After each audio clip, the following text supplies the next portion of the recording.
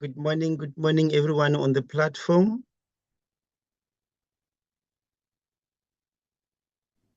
Good morning, Washile. How are you, say? I'm good. And yourself? I'm good. Happy to hear your voice again after a long time.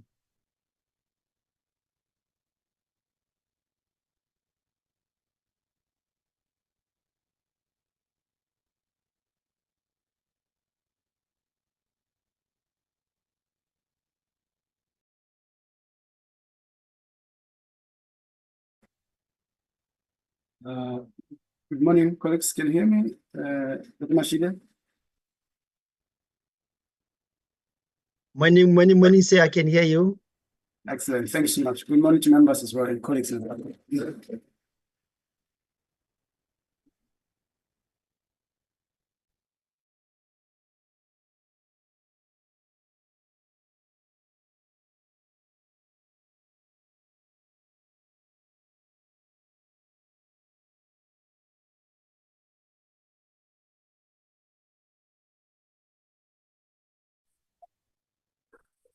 Mashile?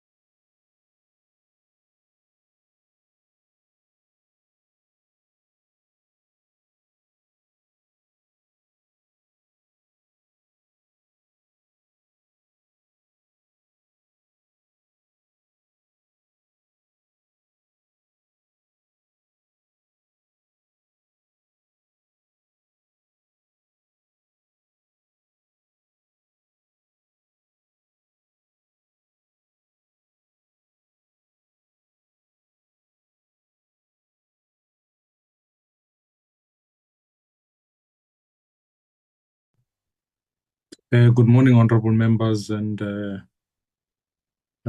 members of the PBO and to our professional staff.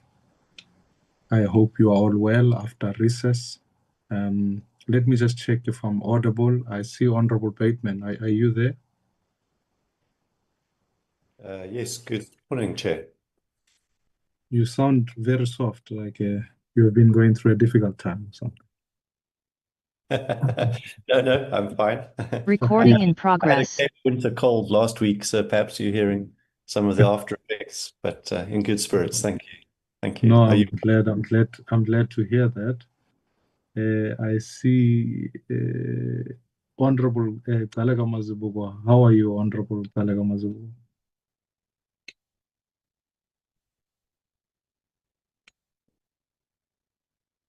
You are on mute, Honorable Member there.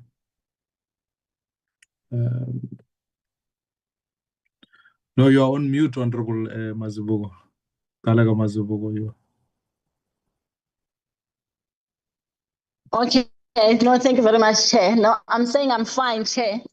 I'm in Parliament. I'm entering 120 building. I'm also going to Attend the finance meeting. a finance meeting, but Oh. yeah, it's physical. The duty to multitask. To multitask. I'm telling you, No. yeah, what can we do? Because we failed to synchronize these meetings, but well. It is a difficult task. It's And good easier morning said to than everybody on the platform. Yeah. Yeah. But Thank you, Chair. I would suggest that we get going. We have a full program this morning. From what I can gather, we have a sufficient number of members who are on here. I see Honorable Mkhonto. Sawubona, Honorable Mkhonto. Morning, Chair. Thanks for checking on me, and good morning to other honorable members and our staff. Thank you, Chair. Yeah. No, I also wanted to congratulate the EFF for celebrating its anniversary. I watched it with interest. So I certainly did convey our message of congratulations to you. So, thank you, Chair. Let me, Mashile, may I ask you to please project the agenda for today so that we can officially begin the business of today.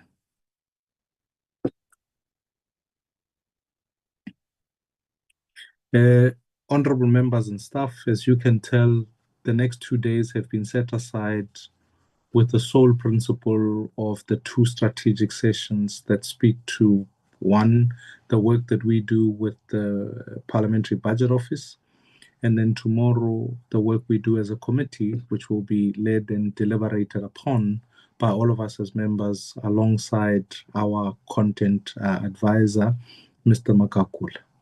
So there is a lot of work that we've got to get through typically, and then the program for the term is quite full. So the program will be projected and has been circulated to you. That is effectively the agenda for today. May I, in the light of that, given that this is our first committee meeting for this 3rd term, ask if there's a member who would like to move for the adoption of the agenda.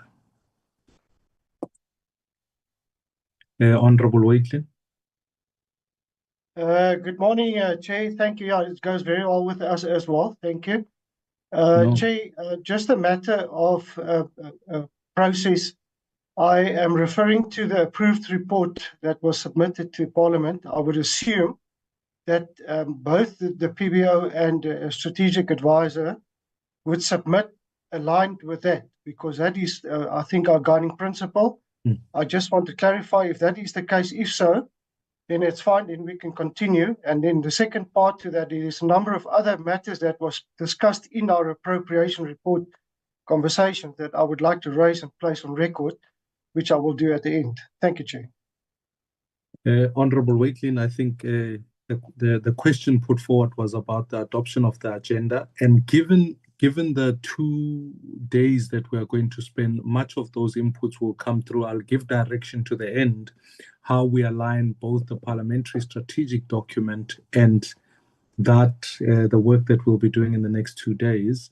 So we certainly are working on that. The draft report that the committee will debate tomorrow, or at least go through, is not the final document. It still requires inputs from members. So your inputs will be well served in terms of us adopting a report for us as a committee collectively that makes the submission post facto. So I can assure you that this process in that sense follows on from what Parliament has been doing. If you'll remember, when we started this process even last year, Parliament hadn't approved its own strategic plan. So this is emanating from that, and we are giving input on that basis. So Honorable Wakelin, if we can take it like that, were you moving to adopt the agenda, or were you just making a different input?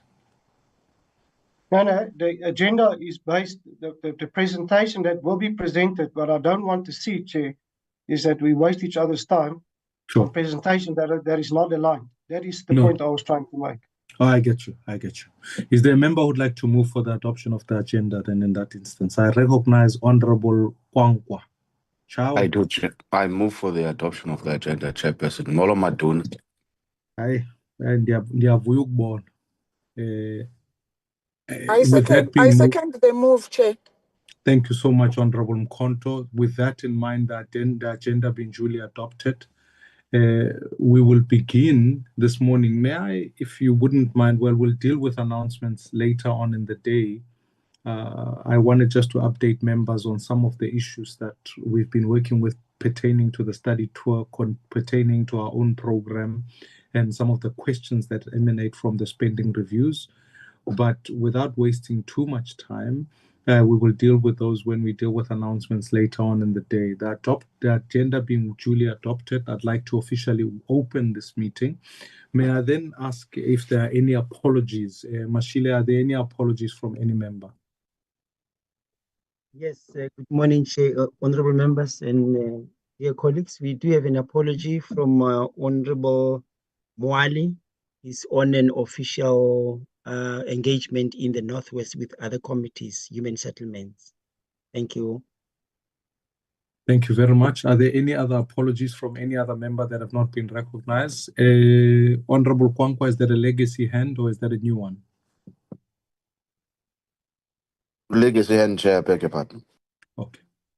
Are there any other apologies from any other member that we need to take note of? Honorable Talega Mazibugo.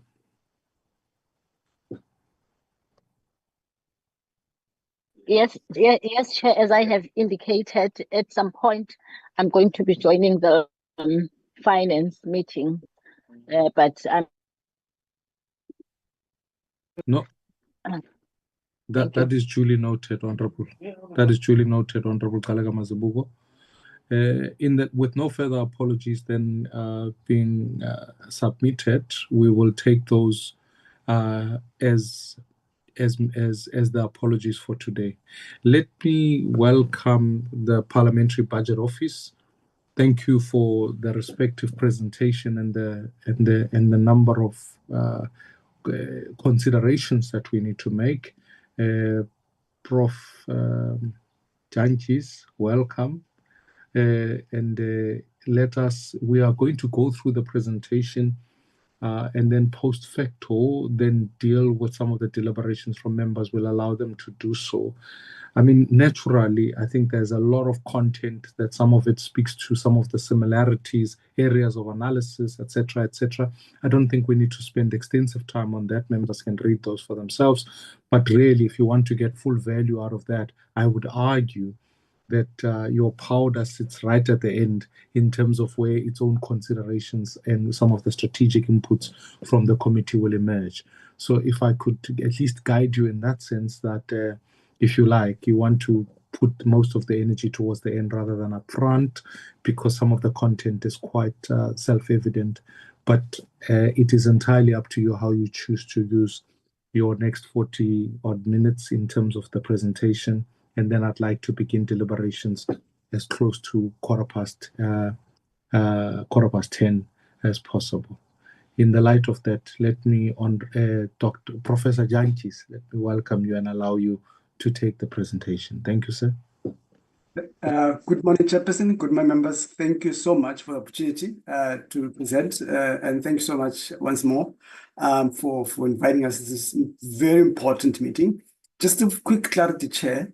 I heard the Honourable Waitlane says there's a report.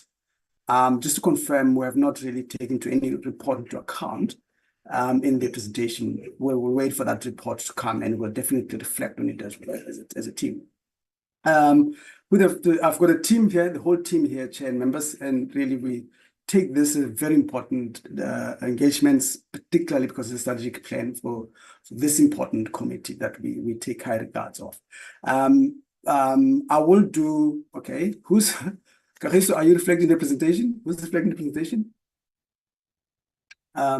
So this is our really input into a structured plan session for this committee, and we hope that some of the recommendations can make their way into guiding the committee in terms of some of the issues that we feel are important, and also, of course, for the entire oversight model of Parliament. Next, I think they go to the table of content. So what we're doing slightly bit different this time around, Chair and members, is really to reflect on some of the key themes that have come up over the time we've engaged between ourselves and the committee, but also specifically some of the requests that the committee has made that we should do. And then from there, we pick up some of there's 2 years in time where the committee has recommended some of the thinking and consideration around the amendment framework. But also we feel it's important to reflect on what has happened through the 2025 budget process in trying to encourage Parliament and the committee to come up with measures that can sort of backstop for recurrence of some of the issues that came through throughout the time. So we'll recommend very bold statements, recommendations in terms of what appropriations and Parliament can do to try to manage the situation going forward to avoid recurrence of what happened throughout this year. And then we'll take you through the budget process. And the team from different clusters will remind members about the work that we do and why we do some work. And we'll reflect on some of the key impacts, but also strategically focusing on the areas that we feel could help this committee in the structured planning. Next slide. So just jump the slides, Kaki. So we'll just go to the first session. So as I said, the first session is to reflect on some of the key themes or some of the key issues that we've picked up. And there's fundamentally three areas that the committee and ourselves and other related engagements is focused on, is really around the macroeconomic framework, the issue of spending and efficiencies around that, but also the issue of development and service delivery. So I'm going to reflect quickly on that. And the last issue related to the capacity of office in trying to meet such demands. Next slide.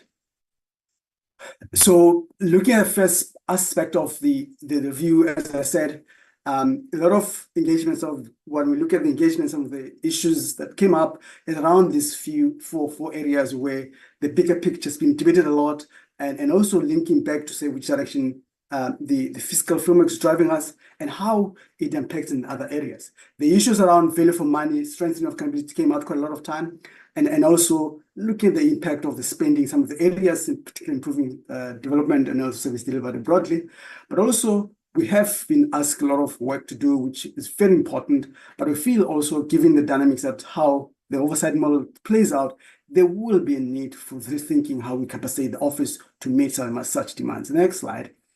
The first aspect of the first theme is our fiscal framework.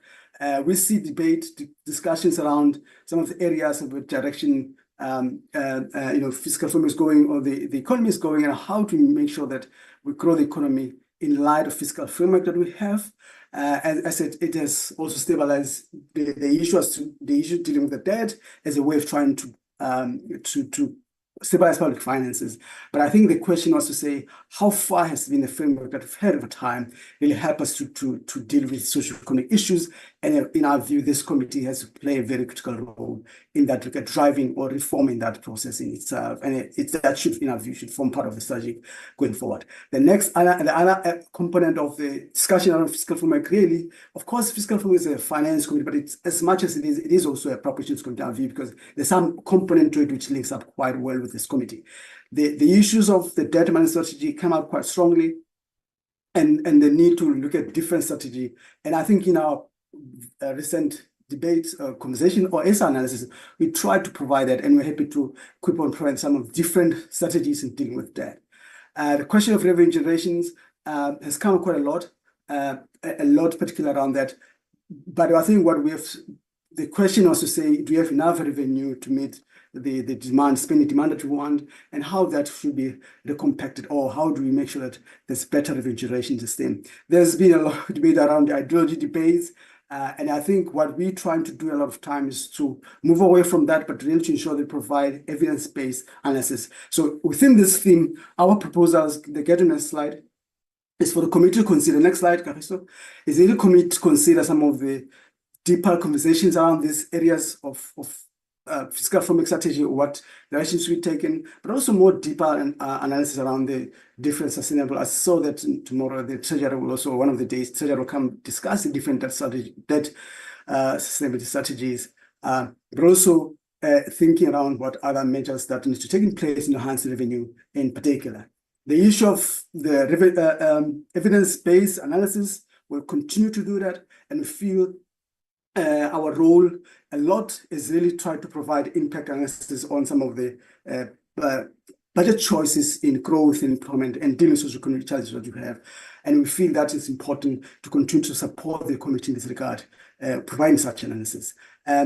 What we've done, Champion of the Years, is really try to provide pre-budget analysis, pre-MTPS analysis, which really set context of the debate, and we feel that should continue that, but we'll see later on our recommendations to pack it up a lot with what this committee can also be setting up very more robust pro-budget discussions that will be driven by the Finance and Appropriations Committees. But we want to continue to that, but building towards that perspective. The next thing, Kagiso, the next thing really deals with the committee's highly focused on issues of spending, rightfully so. And things that we picked up is the concerns around the inefficiency of spending, and sometimes of spending. The issue of public sector wage bill has come out quite a lot of times, but I think a lot of times, in our view, it lacked more substantive discussions, particularly how do we get more value into that spending. And I think that could be an area of more emphasis. There's a lot of debate around state-owned entities or implications, insurance services within the spheres, and how the different players play a role, different entities of government play a role in avoiding duplications in particular.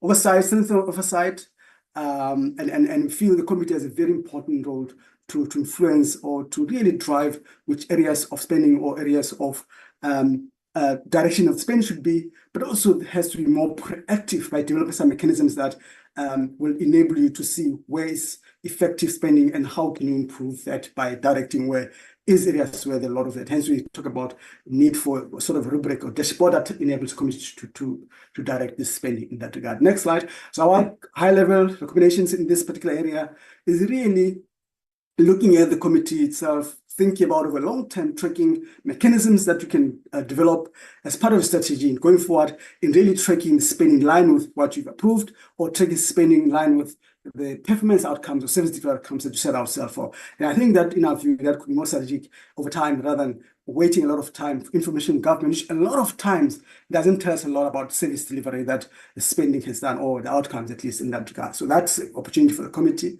But also focus on specific analysis, can draw those specifically. I've mentioned a few themes there, but also we're collaborating with some of the entities that already have information. When we look at AGSA, how do we strengthen our collaboration, because it can provide a very regular or a live information in updating on the spending or the outcomes therefore. The last thing, Kagiso, relates to social development and service delivery mechanisms. The secondary portion of the engagement is centered around the really tangible impact of this budget on citizens, particularly around the critical service areas.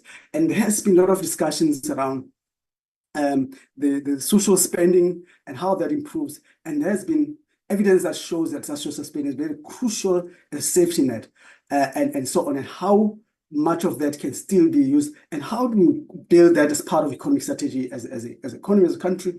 And in our view, this committee can drive the conversation as they have done over time. Spending on this education, health, and local government, how such spending really lead outcomes. One of the big issues is ECD which has been seen as a very important element. And how do we target that, going deeper into that spending, in line with that outcome as well?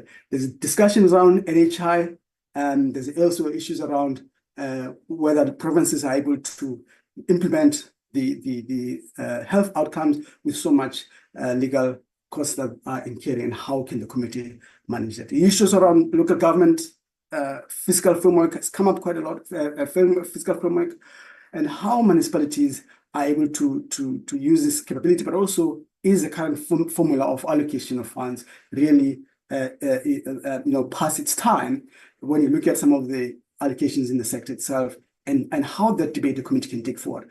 And around this theme, our recommendations plays our next slide, Kagiso, is really plays within the space of the need for more comprehensive analysis of the impact of the social spending, and also looking at the analytic briefs on efficiency spending within different sectors that the committee would identify over the next few years or so. And also, as I mentioned earlier on, the need to really look at the division of revenue in more deeper, and how different spheres are getting, or how effective still the formula. And that could be another component that the committee should look at going forward. And the next theme, Kagiso, get to the next slide.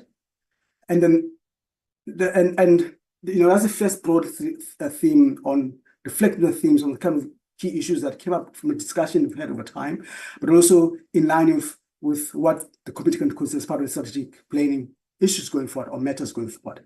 The second component of the reflection relates to the debate around the budget amendment framework. And that's very important because we've seen a lot of discussion over the past few years.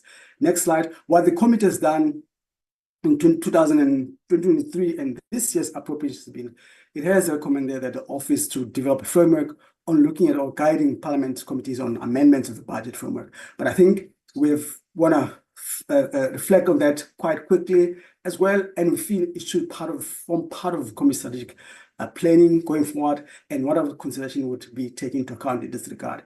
Parliament has a very legal base clearly set out by the Constitution and the money bills to play that, to take into forward the amendments, even the rise. And clearly, when we look at the discussion over the past few months, so in the coalition government, there's been a lot of that discussions. And in our view, as I've said before, this committee can drive that conversation more proactively, strategically. Next slide. And what we have done, and what we have discussed in our brainstorming session yesterday, we reflected on this, but I think what I said to the team is that the Act does provide quite framework, spell out what would be in place. And I think there has to be more strategy in terms of how to deal with it. Even the rules of Parliament does take into account that maybe there are areas there and there, but I think broadly in our view, there are clear guidance in terms of how do we go about considering, we mean Parliament in the process, but maybe there has to be more strategic thinking around it. It will become more proactive in its nature. The rules does provide those processes in place. I think what has been lacking in those slides, what we've been trying to do as a budget office, taking into account the committee's appropriations. Next slide, Kapso. Taking into account the Parliament's Appropriations Committees tabled reports in 2023 and 2025 is really reflecting on what does it mean for us as we get that request of advice on our amendments, and more internally as an office, and what advice we can give to the office. And I think what we've done, we've thought about sort of framework, draft framework structure, which we say we will go through this process where we will have to look at the specific amendment request, and also go through the process more comprehensively, and we provide a report for that. And next slide. And our views that putting this framework into place is also to invite the committee's reflection on what we think, we understand their request as guiding the amendment process, but more importantly, how does that fit into the committee's oversight process as well? The second stage, that's where we look at. The budget has three components to it, budget framework instrument, for a fiscal framework, distributed revenue, and the appropriations bill, or even the vote themselves in particular. So we feel the framework should cover all the aspects. So at times when you look at the 1st of February, the debate was around VAT, which really looked at the fiscal framework specifically.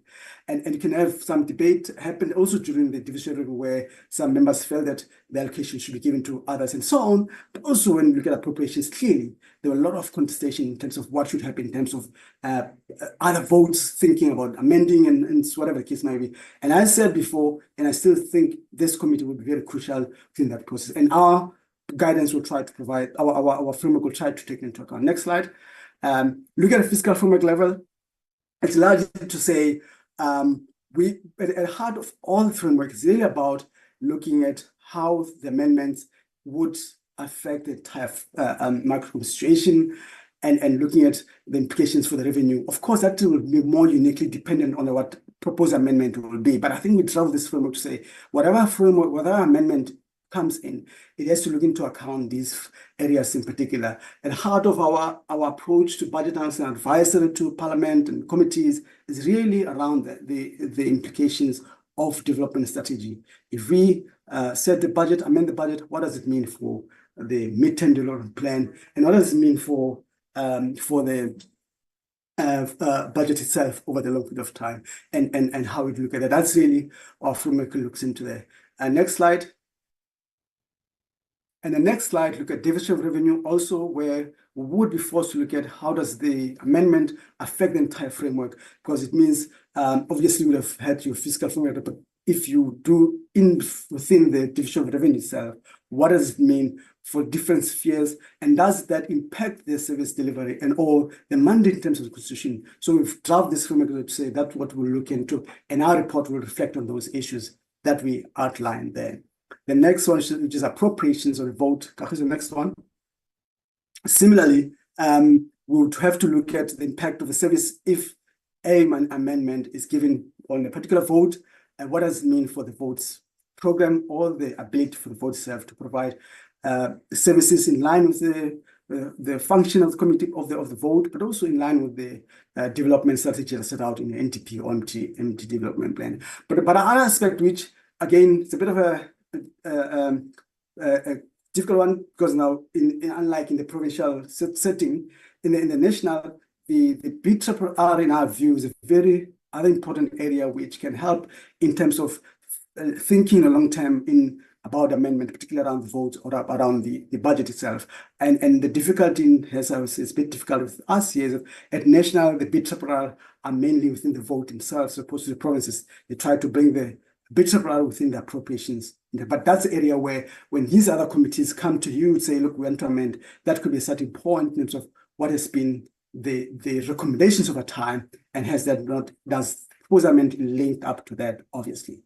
And the last slide around this area, report will have a clear report or spell out what we want to say or what in line with the request and give a time frame. And again, the report would also talk to the provisions of the Act itself that ensure that we are consistent, or the amendments are consistent with the Act itself when Parliament or the committees consider that proposed amendments in the road. So that's in a way, Chair and members, a draft framework thinking around what you requested us to look at for the past 2 years or so. Next slide, but we'll definitely welcome the input from that perspective. So clearly the framework is about providing clear structure process, evaluating all budget amendment proposals, a consistent analytical approach tailored to specific levels or areas of amendment, and a commitment to providing timely evidence-based objectives in terms of that. And really, the next step, we recommend that the committee look at this and give us input in that regard in terms of the framework itself. The next slide, but as part of the strategic plan. I think one of the main issue, which I mentioned at the beginning, is also recognition that over the years, the oversight models has reformed, but equally, when you look at the coalition government as well, Parliament would be expected to do a lot more than what it's been doing before. But the conversation that has not had a lot, in my view, is really what kind of budget office you want to have. Of course, you have it in the committees, you have it, what have you. But what we have seen over time, we've seen it very rightfully so, high expectations from the committees, from members from the parliaments on this office to deliver and support and very going deeper into some of the work of oversight. And this position is growing during the coalitions, and it's very good. I think it's a very good way, because this office was established for that. I think what for me is very lacking in this discussion is ensuring that this office is capacitated sufficiently to deal with some of the requests. I mean, we have had a lot of requests from this committee over time in many committees, and we have been able to do a lot of such requests, but some are still lagging. So what I'm saying in this slide, what we're saying in this slide, is that as much as we strategize as a committee, let's think about the budget office to have and what kind of capacity we want this office to have in line with your demands and what the type of analysis you want this office to have, which will really necessitate the level of capacity that we want to have, and which in my view has not had. But what is very good, go to the next slide, what is very good, important about this committee specifically is that even if it makes a recommendation for specific things by the office, there has been a call from its legacy reports that the office has to be capacitated, and this enables the office to invest in systems, personnel required to conduct deeper analysis in these areas. And I'm just I'm asking the committee as part of the strategy, revisit this calls and please champion this to ensure that the PBO could deliver or support the oversight model, particularly within the college government that you require. And at the same time, it's a worth debate once having, and I know the other quarters where this debate has been had, but I feel this committee has a significant role to champion that discussion to ensure the office is capacitated to provide deep analysis that we do, because at the stage we have been providing, macro overview, want to go deeper in some of these areas in providing support on oversight, particularly within the environment that we're living in. The last thing before I give to the team relates to we have to reflect. I feel there's a need to reflect on the 2025 budget processes, and our reflection really wants to provide very bold recommendations in terms of this committee to consider and Parliament in trying to avoid the recurrence of some of these challenges ahead. Obviously, it's the first time there's teething problems with quasi government, but I think for the budget process, it's important that Parliament, provide some guidance leadership in some of these areas. We've seen a lot of political deadlocks, that took place at the beginning, just difficulty with the way level of differences in terms of which direction economic policy, but we've seen that, and it was very clearly spelled out the contentious issues on the tax VAT increases, central point of conflict, joint widespread questions in that regard, and also the multiple budget iterations and unprecedented delays. There were a lot of those, and I think naturally would be inherent to that, but I think wanted to reflect them as it would have impacted some confidence to a certain extent in quality government as an inception of the process. And what we're trying to say, next slide, what we're trying to say is clearly some of the sources of the challenges where the failures itself from government as well, to really to clear political management and constitution. When you think about the 11th hour Fed proposals, left no space for negotiation, creating a sense of betrayal within the quality government, but also more importantly, the fiscal policy has become a center of debate as well, which it's very crucial, particularly when you get the debate around fiscal consolidation and what has been the thinking around it. And I think that's also a very component part, meaning that it was a lot about policy than just political discussion. Lack of viable plan B after the initial VAT process stated, the government clearly lacked that to subsequently comprise, failed to gain support in applicable again. And our recommendation tried to deal with some of this issue you see just now, chair members, and also that in our view create some level of trust deficit within government or within the society in terms of where we how could have government or Minister of Finance manage the process even better going forward. Our recommendations in the things, go to next slide, really, chair members, we feel the Standing Committee on Appropriations can really lead or provide for a more stable and effective budget process in that regard. And these 5 proposals are really to establish, firstly, a formal pre-budget consultation framework with the executive, where the mandate formally pre-budget consultation between finance, the Appropriations Committee and Treasury to review preliminary fiscal framework, key proposals before the formal tabling is done. When we discussed yesterday, we reminded ourselves that actually MTPS meant to do that, but we've seen that MTPS now, you find that the proposals in MTPS and then some proposals are not reflected in budget in many senses, which has somehow created a bit of a problem because you can't preempt that. Another component is really think about how can we formalize statement of intent way earlier on before the proposals, which outline clearly principles, major fiscal choices to ensure consensus cabinet within the government itself. what that helps with, it helps Parliament to have its own thinking or consideration way in advance, where when the tabling happens, Parliament has already thought about it, what would mean. And I give example there would allow some alternative scenarios thinking and provide that to Parliament, so that by the time the government's budget is presented, there are already a lot of discussion within the space, within Parliament around the proposals and are the alternative proposals in that regard. And I still feel like we did with the budget, with the VET, there could be opportunity to provide other alternative scenarios beyond, in line with realizing the fiscal objectives that would have been thought within that time as well. The fourth recommendations, Chair and members, relates to strengthening and enforce parliamentary budget calendar with clear milestone. Formalize parliamentary calendar, include those milestone pre-budget statements, all of them, have those been part of the process itself.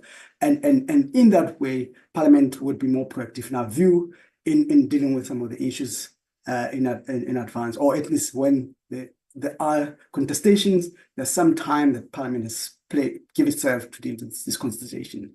The need, one of the other component issue, which has happened before, where I think it was one of the committees in previous years, where you structure your committee in a way that you have sort of sub-structures with sub cross-party theme class teams within the committees in the way which filters into the main debate of the committee, whereby one class of the team within the committee, one cross-party session will deal with wage bill around and deal with that and so on, and you regularly bring the debate, rather than you deal with the issues at the committee level, where at times you don't get a lot of progress or a lot of outcomes within that. So we think that could also, and the office will definitely be there to support the committee, as we've always been. I think I'll stop there and give, so in those reflections, give Dr. Land to give us budget process and the rest of the team. Thank you so much. Nelia, take us through. Thank you so much, Chair and members. And thank you, Director, for that introduction. Good morning, Honourable Chair, members and colleagues. In the next section, we will discuss the budget process as regulated by the PFMA and just as background to the work of the PBO. Next slide. Just in terms of background, the budget shows how resources are raised and allocated for the delivery of public services. The document must be clear, transparent, and credible if it is to command trust and to serve as the basis of accountability. Therefore, the importance of budget analysis, and that is where the role of the PBO is important. South Africa has adopted a performance-based budgeting system. It requires the development of key performance information and cost per program, which makes the budget a strategic policy document. This also allows for clarifying public policy objectives and legislative mandates. Where budget decisions do not take the identified priorities in national plans seriously, it might lead to conflict between planning and budgeting objectives, and funds can keep flowing to ineffective programs due to a lack of accountability for results linked to the budget process. Continuous reviews to determine whether the results obtained are solving the problems that citizens care about are becoming important to reprioritize funding or change the activities within a program. Next slide. The budget process includes planning and formulation, legislative implementation and auditing stages, and we will just focus on the first two. The first one is in terms of the role of the National Treasury, and they issue guidelines. The departments submit budgets and plans. They also table the medium-term budget policy statement. And then they also negotiate with ministers in terms of their draft submissions. Next slide. So members, just also in terms of background, we need to understand the planning process on that level, and because currently we don't have we cannot influence that process. So the National Treasury provides the overall fiscal framework based on macroeconomic forecast. They provide the framework in the MTBBS and also then about in the budget review. In most cases, the approved fiscal framework during the MTBBS process are exactly the same in the budget review, except for the current year. The National Treasury also provides technical guidelines for budget submissions. They guide the process and the timelines. They give an indication of government's priorities over the medium term to the national departments and provinces. They provide guiding on costing assumptions in terms of the CPI and exchange rates. It provides for procedures to change program structures, which is important in terms of our changing needs and our changing priorities of government. The National Treasury also gives guidance on how to examine baselines and reprioritize expenditure. Not that departments always implement those guidelines. Details of all information to be provided when submitting expenditure estimates.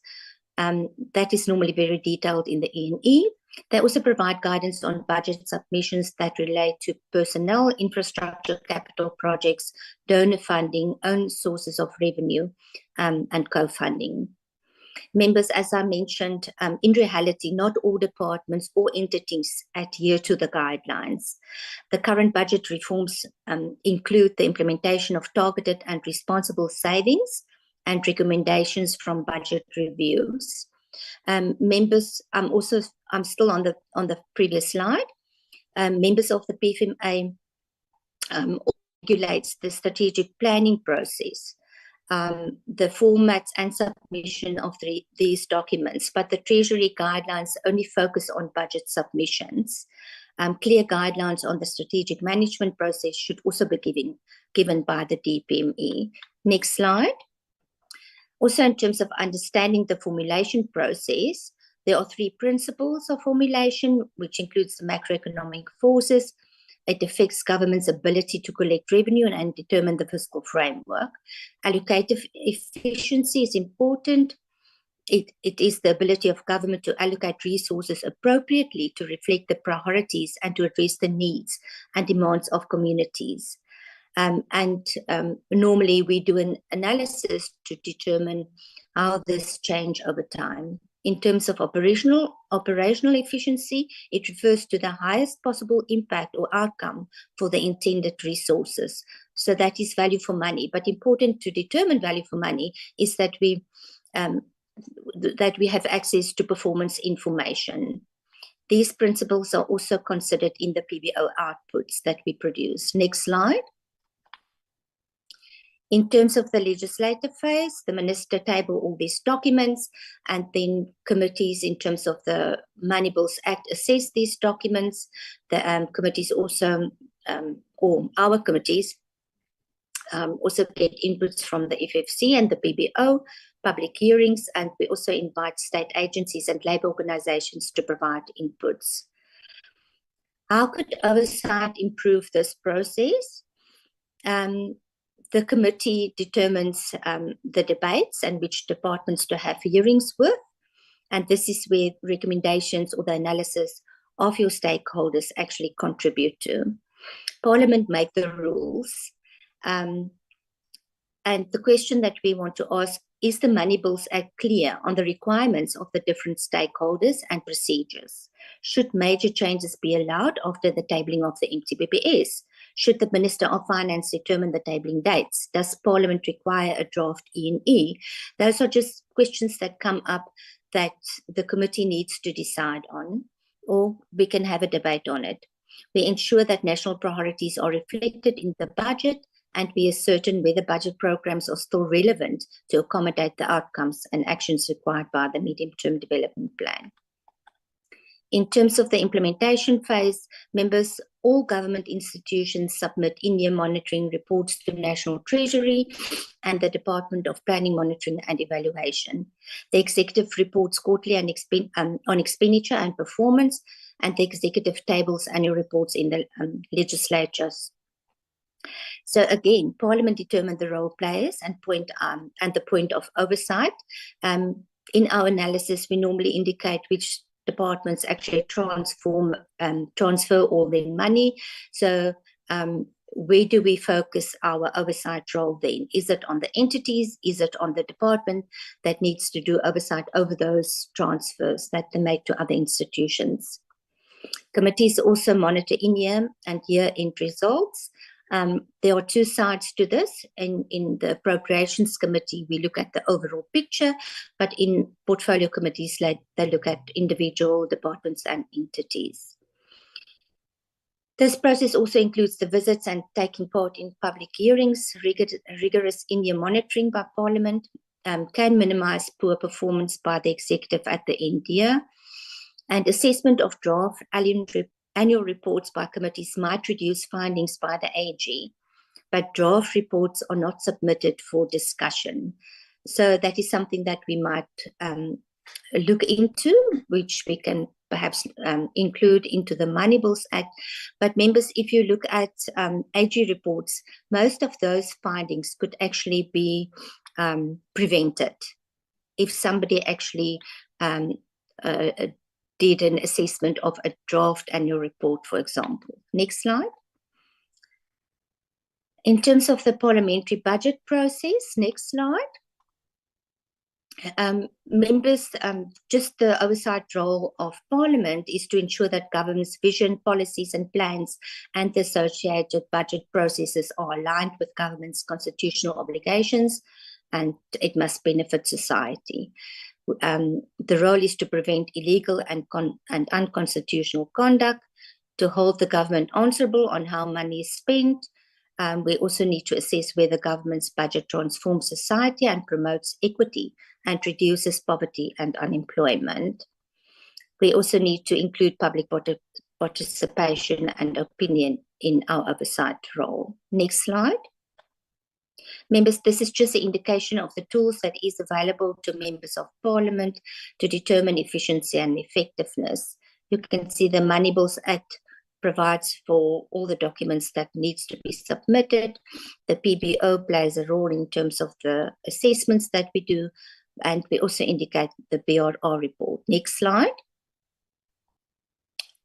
So the Money Bills Act guides the time frame for the submission of revised budget documents by the Minister of Finance. It guides the process to be followed in Parliament, and also the application of the Money Bills Act in terms of all the documents that are tabled by the Minister. It also guides the creation of relevant structures that should consider and report on the national macroeconomic and fiscal policy. There's where the PBO also assist our committees on the assessment, amendments to the fiscal framework, revised fiscal framework and revenue proposals and bills. And it also guides actual revenue published by the National Treasury in terms of the monitoring of the revenue, but also in terms of the expenditure. Next slide. The Money Bills guide the amendments to the Division of Revenue, the Appropriations Bill, Supplementary Appropriations Bills, and the Adjustments Bill. The committee actually also look at the recommendations of the FFC reports, and we report on actual expenditure published by the National Treasury. The Act also established the Parliamentary Budget Office. Next slide. This is also just a summary, members, in this diagram of the Money Bills Act. But what is important to note is the committees that table the BRR reports in the National Assembly. This process happens after the approval of the Appropriations Bill and before the tabling of the MTBBS and the adjustments budget. Something that we need to consider. So basically, the Appropriations Committee cannot use these reports in terms of the timing and the tabling of these reports. So we actually missed that opportunity to use that reports because we also finalized the approval of the Appropriations Bill in July. Next slide. Just in terms of the BRR reports, portfolio committees are required to annually compile and submit the BRR reports, and it's tabled in the National Assembly, which makes it a very important report because it also gets adopted in the National Assembly. This process has been institutionalized in Parliament before the PBO was established. A committee support structure for content advice has been established to report on these things and to develop the BRR report. So this is not the function of the PBO. And the report includes service delivery outcomes, national departments' medium-term estimates of national expenditure. It includes strategic priorities and measurable objectives outlined in the National Treasury published reports. It considers annual reports, the reports of committees on public accounts relating to the department, and also it includes observations made during oversight visits and public participation inputs. So you can see the documents and that they consider when they compile these reports are actually very important to consider, especially for us in appropriations. And also in terms of how to, in terms of their recommendations, how it influenced the recommendations for possible amendments of the appropriations bill. Next slide. So members, where does the PBO actually fit into the whole parliamentary process? Next slide. So firstly, our vision is to build an office that provides a strong and independent professional voice within the budget process in strengthening the oversight capacity of Parliament. We also have a mission to provide independent economic and fiscal advice to members of Parliament that enriches and supports informed recommendations in the oversight function as the executive. Our values are to stay independent, professional, transparent, accountable, efficient, innovative, and also to collaborate with other units in Parliament. Our strategic objective is to provide independent, objective, and professional advice and analysis to Parliament on matters related to the budget and other money bills. And these strategic priorities for us are all aligned to our mandate in the Money Bills Act. Next slide. Members, these are just some of our outputs, which include, I think the director also mentioned, we do pre-budget and preemptive PBS briefs. We don't always get the opportunity to present these briefs to the committees, but we do circulate, and the findings in some of these briefs we include in our budget and our MTBPS presentations. We do budget and MTBPS analysis, policy analysis. We also produce quarterly economic, fiscal, and policy briefs and taxation briefs, and we also do research on request. Next slide. This is just where to find our documents and all the briefs that we produce. We do have a website. Next slide. So members, what does a budget analysis actually entail in practice? So some of the basic principles or requirements are that we need to have proper data. We look at spending priorities. We make sure that spending priorities are aligned to strategic priorities. The calculation of percentage shares to determine the priorities in terms of our spending. The proportions of allocations per function. We look at economic performance, budget sustainability, budget balance, the fiscal position of the country, main budget balance, debt to GDP ratio, trend analysis. And we will also now show you some of the examples. And members, these points and these basic principles are actually how you do a budget analysis in terms of theoretical principles. Next slide. Again, these are the documents that are available for analysis. We do have access to the NDP. We have access to the State of the Nation address. And then now we also have a new medium-term development plan.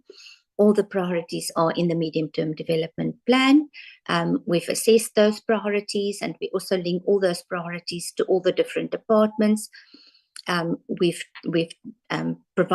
actually established or compiled a database with all these priorities and all the departments that contribute transversally to these priorities.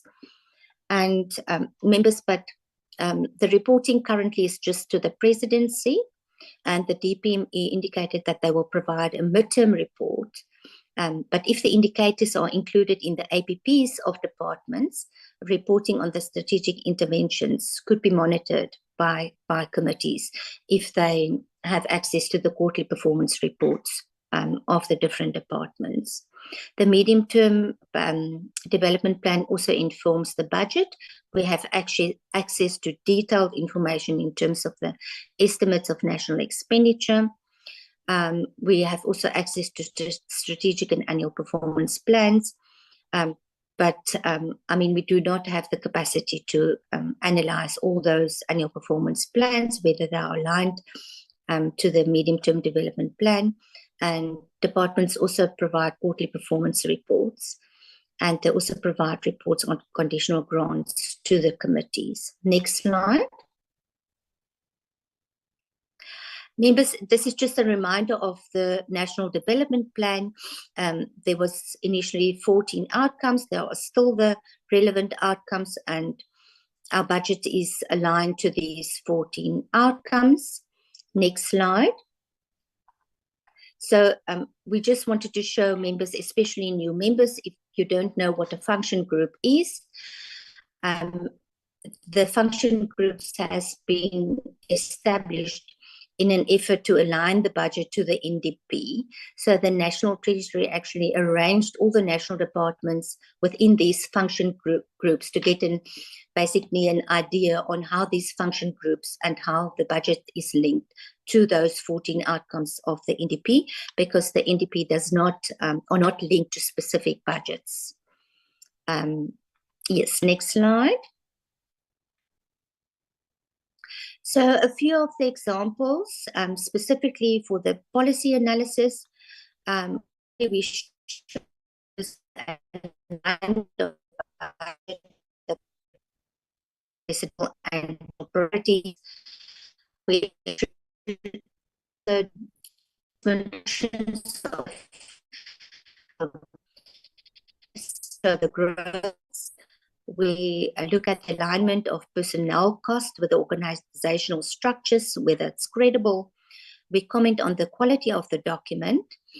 Sometimes you will find that we do comment on certain key performance indicators in the budget when they are not in line with the medium-term development plan outcomes, or even if it's not a smart indicator or a target, sometimes it is just linked to the budget.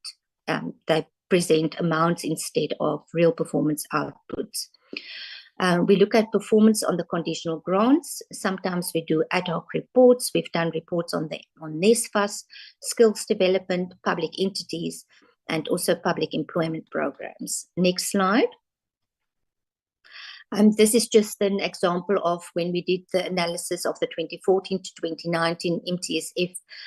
We found that there wasn't alignment of the planning concepts in the MTSF with other planning documents. The performance indicators was just based on national mandates. Statistical data was not available, and the baselines was not always available as well to determine progress. In terms of, there was a bit of confusion in terms of the terminology. The NDP did not always link to the budget, and only 36% of the MTSF performance indicators were reflected in APPs in the first 5-year plan. And also in terms of the reporting, the analysis that we did were assessment. Reporting on targets was between 74 and 100%. Data collection process or systems was not always available. It was between 6 and 58%. And the performance was only in 2014 was only 38%, and it improved to 70% in 2017-18. Separate systems for the implementation of the NDP. And then there was also no auditing of these outputs because it wasn't included. Most of them was not in APPs. It was a separate reporting system. Next slide.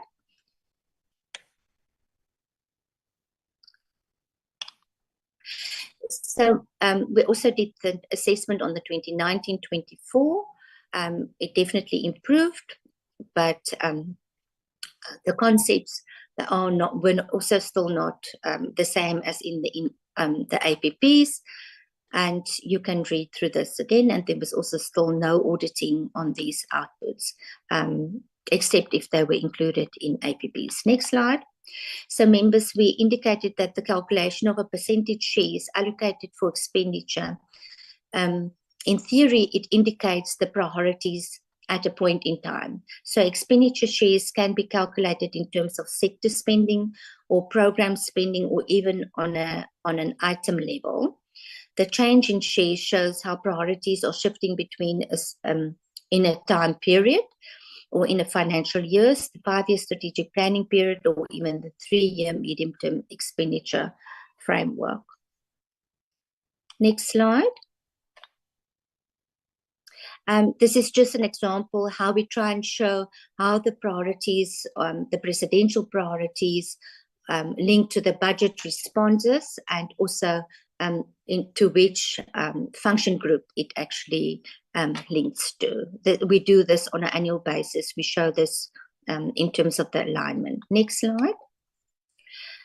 Members, also to get an idea of the overall long-term trend in spending growth, we can take the average of the annual percentage changes over a period of time, which the budget actually already includes for us. We don't even have to do the calculations. But the annual averages, however, ignores year-on-year fluctuations within the respective period. Therefore, we always include in our presentations, we include the growth rate of the in the current year from the previous financial year. There is in many instances, a vast difference between that calculation, the year-on-year, from the average annual growth rates. Next slide. We also do analysis on conditional grants, and this is just an example that in terms of the social sector EPWP grant that we did in the beginning of the year. And just to show you that one of the findings, or one of the things that we indicated or showed members in this report, was that the numbers show that the estimated cost of FTE changed from 24,880, and it actually decreased to 22,394. And if you compare these costs to the integrated grants to provinces and municipalities, the EPWP, there's a huge difference, because the integrated grants to provinces and municipalities showed that the cost of a FTE is only between 6,000 and 7,000 rand. So this needs more investigation, because it seems as if social workers might have been paid with this money if you do this kind of calculation. Next slide. I'll just hand over to the next presenter. Thank you. Okay, thank you very much. I am Mukundi Mapangwa, Dr. Mukundi Mapangwa, within the finance cluster of the PBO. I'm just going to take you briefly through what we produce as the finance cluster. Basically, the finance cluster also carries on with budget analysis, but that helps with assessing whether fiscal policies align with government's priorities and the broader development agenda. So we do this by using a range of tools, such as real per capita analysis, which shows how much government actually spends per person once we account for issues around inflation and population growth. This is particularly useful in sectors like education, health, and social grants, wherein we look at how much the amount of money that we are spending per learner, the amount of money that we are spending per patient, and how much government is spending on social grants. So we do that type of work, which then helps members to understand whether budgets translate into meaningful outcomes for citizens, and whether spending is keeping pace with socio-economic realities. Beyond that, we also look at we also do text brief proposal and projection. Although it's not for this committee, I'm just sort of highlighting the work that we do, which evaluates revenue potential and the fairness of supporting inclusive growth. So we also do that for work. Over and above that, we also look at contingent liabilities, as well as contingent liabilities related to state-owned enterprises. This plays a these entities play a development role, but they also pose a significant risk if those risks are not monitored. So we provide members of parliament with updates on those things to show how much, how the contingent liability is being handled by these state-owned entities. Over and above that, we also provide local government expenditure monitoring, wherein we look at approved budget, and then we look at whether municipalities are able to raise revenue as per the estimate, whether municipalities are able to spend and whether they're spending on key areas of service delivery. So we provide those reports regularly. Even now, currently on the website, we just released Q3 of the current municipal financial year, which shows how municipalities are performing, wherein we compare metropolitan municipalities with secondary cities as well as with local municipalities, where we show where economic activity is happening and how the government can be able then to influence these issues going forward by deciding how to spend and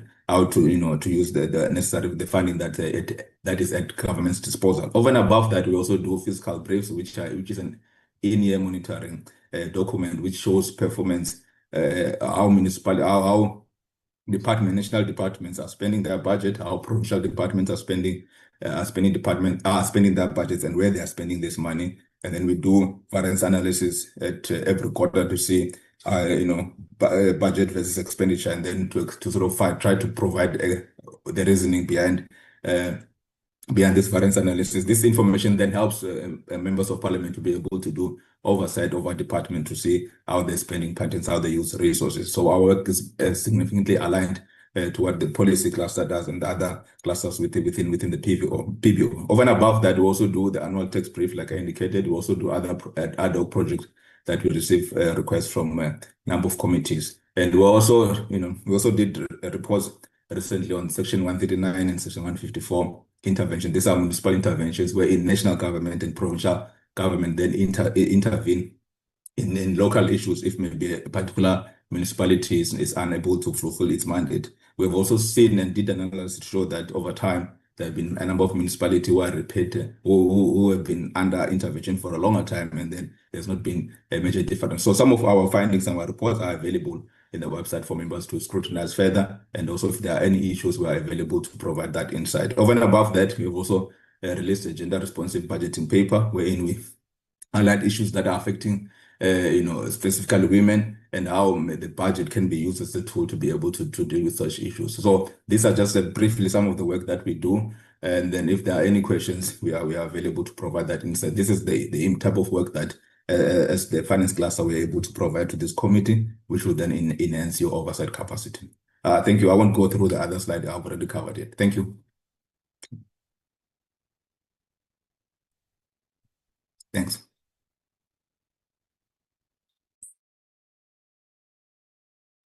Siraj?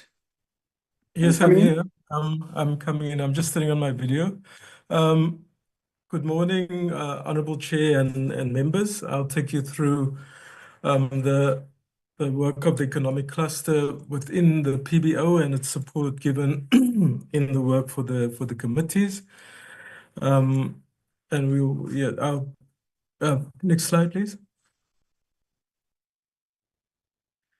So these are an example of the outputs that we do. I'll start with the quarterly economic bulletin that you see on the right, because that is one of our regular quarterly outputs that look at how we're performing in terms of GDP, both from an expenditure perspective, but also value added by businesses perspective.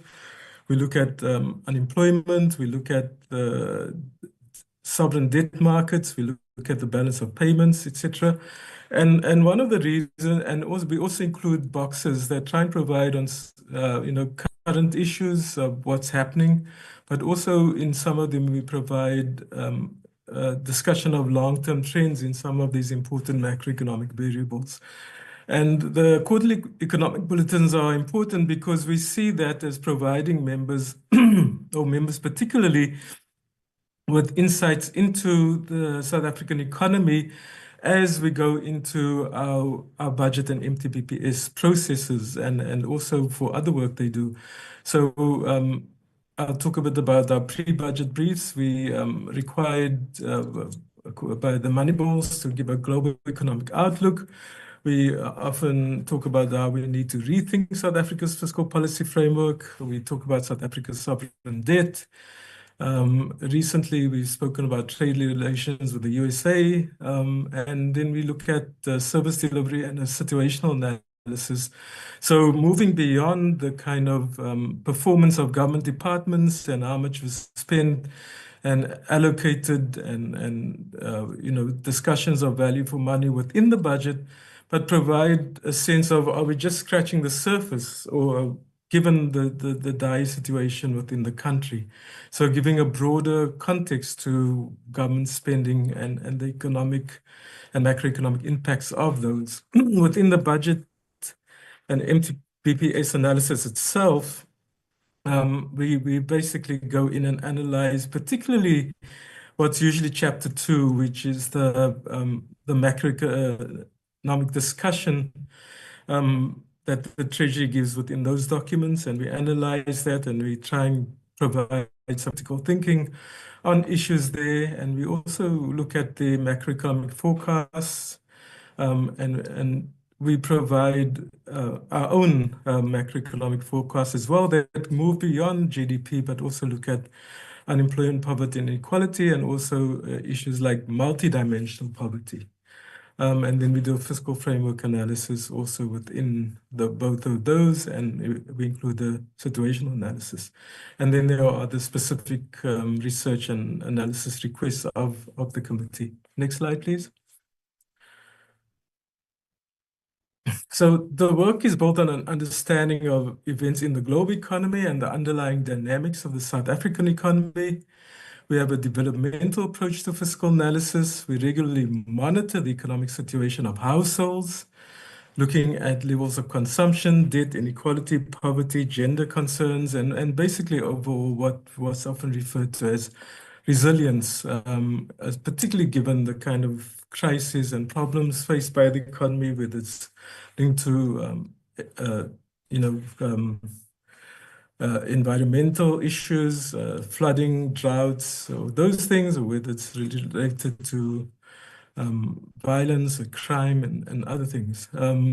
We look at investment and the role of private businesses, and we do particularly an understanding of what the large corporations that control most of the markets in South Africa do. And this is very different from many of the other types of analysis on the budget, because many of them work from the premise that, South Africa is perfect competition. They don't look at big and small businesses, and they don't actually see the predatory and sometimes negative role that large corporations play, and the kind of warnings given by the Competition Commission and also within documents by the IMF and World Bank and others of economic concentration and its impacts on the economy. We look at understanding unemployment from an intersectional perspective, race, and gender and other kinds of issues, taking into account looking at youth unemployment, looking at the age categories, looking at reasons why people are unemployed. For instance, we look at the balance of payments, both the current and financial account. And on the current account, we don't only provide, and for instance, in the quarterly bulletin, we discuss yes, Honorable Chair, please stop me if I'm taking too long, but I think because we've been accused of being biased and presenting certain views, there's certain things within this part, and many of it has been to the economics analysis we provide. I think I would like you to indulge me a bit, but also you can warn me if I'm taking too long. So I will go a bit into, especially in the next 3 slides, I may take a bit longer. So I am cognizant. Doctor, I'm just saying that cognizant of the overall. So Okay. we've been going for nearly an hour with the presentation. So I'm just keeping you in mind that naturally we can't just only do the presentation. We've still got deliberations from members. So what I'm saying is let's keep the thing going. Thank you. Yes, I understand it. But yeah, I would also like, I think this is one chance for us to explain ourselves to members and our approach, where we we could take questions on that as well. So I'll try and be quick. Thank you, Honourable Chair. So within the balance of payments within the current account, we don't only treat the current account as having the trade balance, but we also look at fiscal financial transfers into and out of the country, and the fact that a lot of our current account negative, when it's a negative, or the negative components of it are linked to financial movements out of the country, and this then affects our overall balance of payments, but also our overall economic performance. This is another perspective that's not always given within Treasury or Reserve Bank or other documents. We look at sovereign debt, and we also look at decisions by the Reserve Bank. Next slide, please.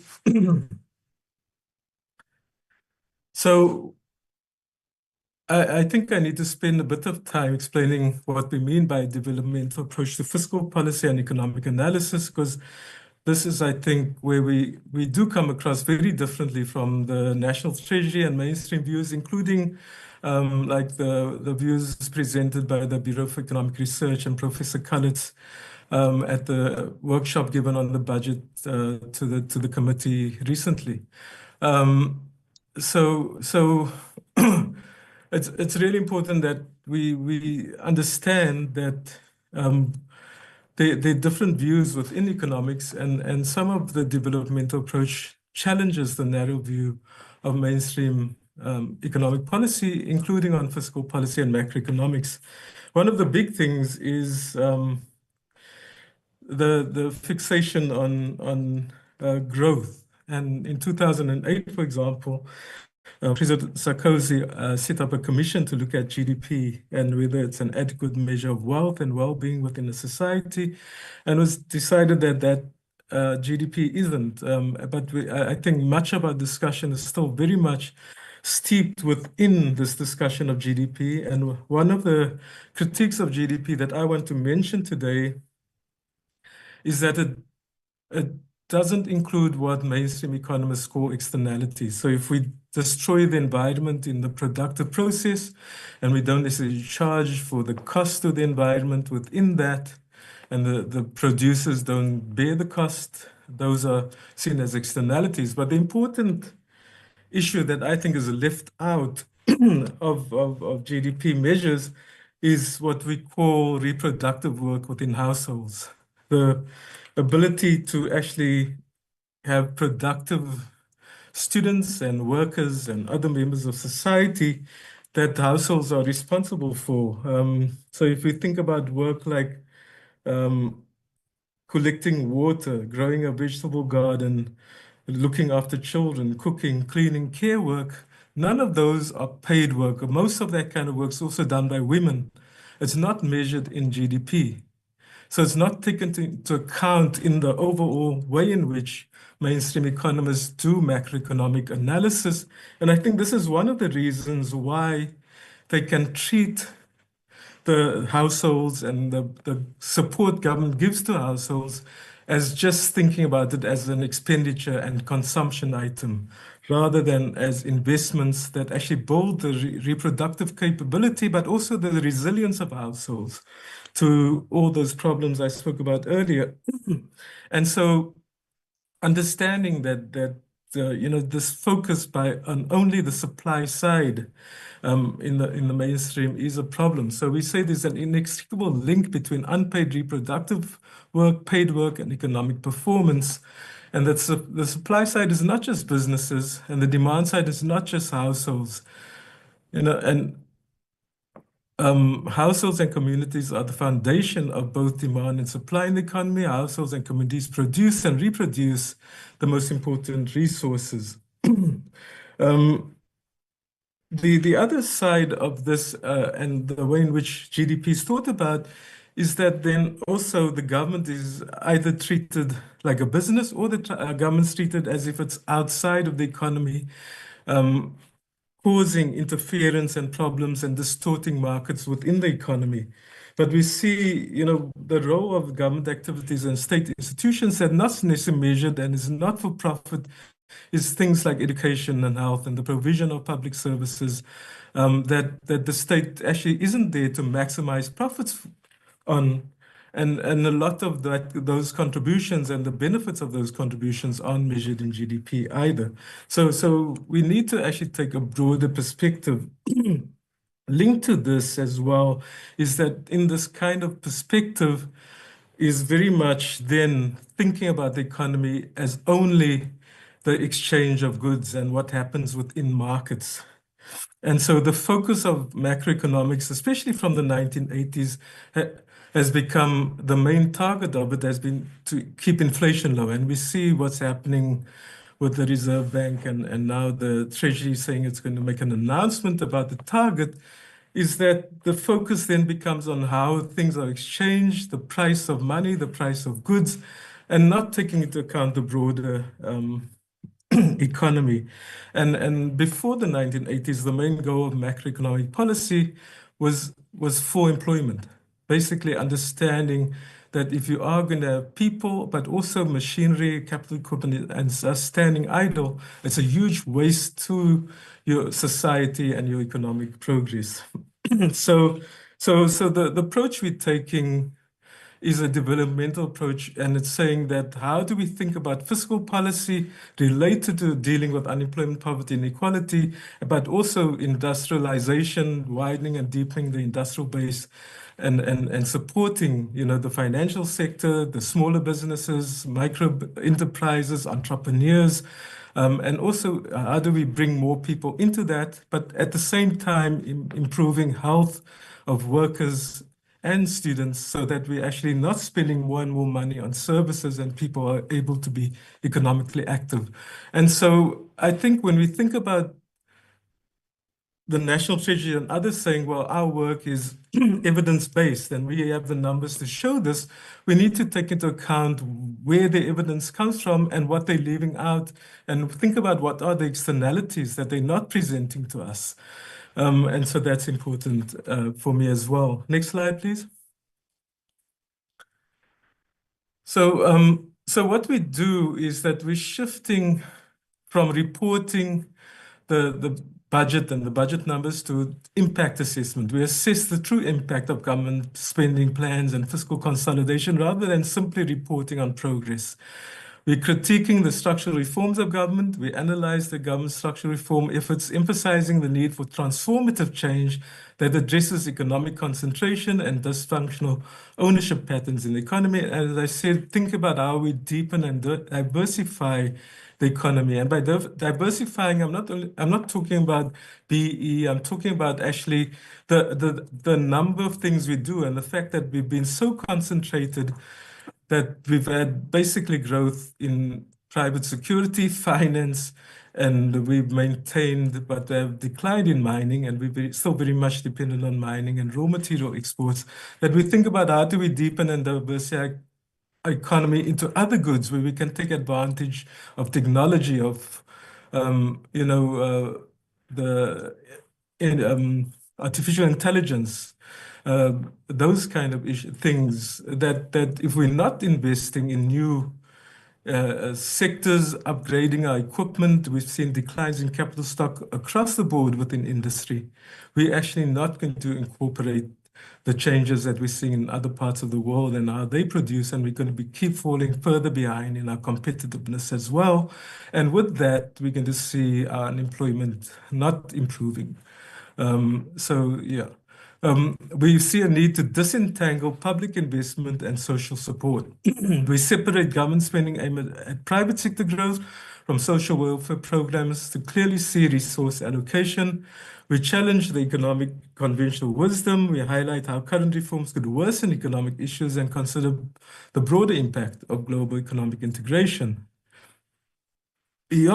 So also within this, I think when we think about South Africa's financial integration into global markets, there isn't in the reporting and the work done often a discussion about whether the investment in South Africa is hot money, portfolio flows and derivatives, or long-term FDI. And if any inflow into the economy is often presented as good, but we've seen in many cases, including in developed countries, that large inflows of short-term money that are volatile and can leave very quickly cause disruptions, macroeconomic fragility, and we need to understand the differences within that, and we try and bring that into some of our analysis as well.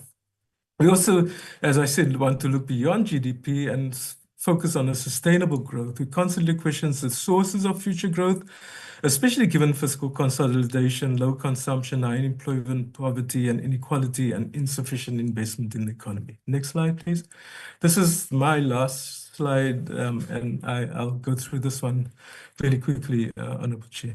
We assess the impact of ongoing fiscal consolidation on growth, business activity, and unemployment, poverty, and inequality. We analyze sovereign debt and deficit trajectories, debt service costs, and implications for long-term fiscal space. We consider how the fiscal framework affects progress towards the government's employment, social protection, infrastructure, and service delivery targets.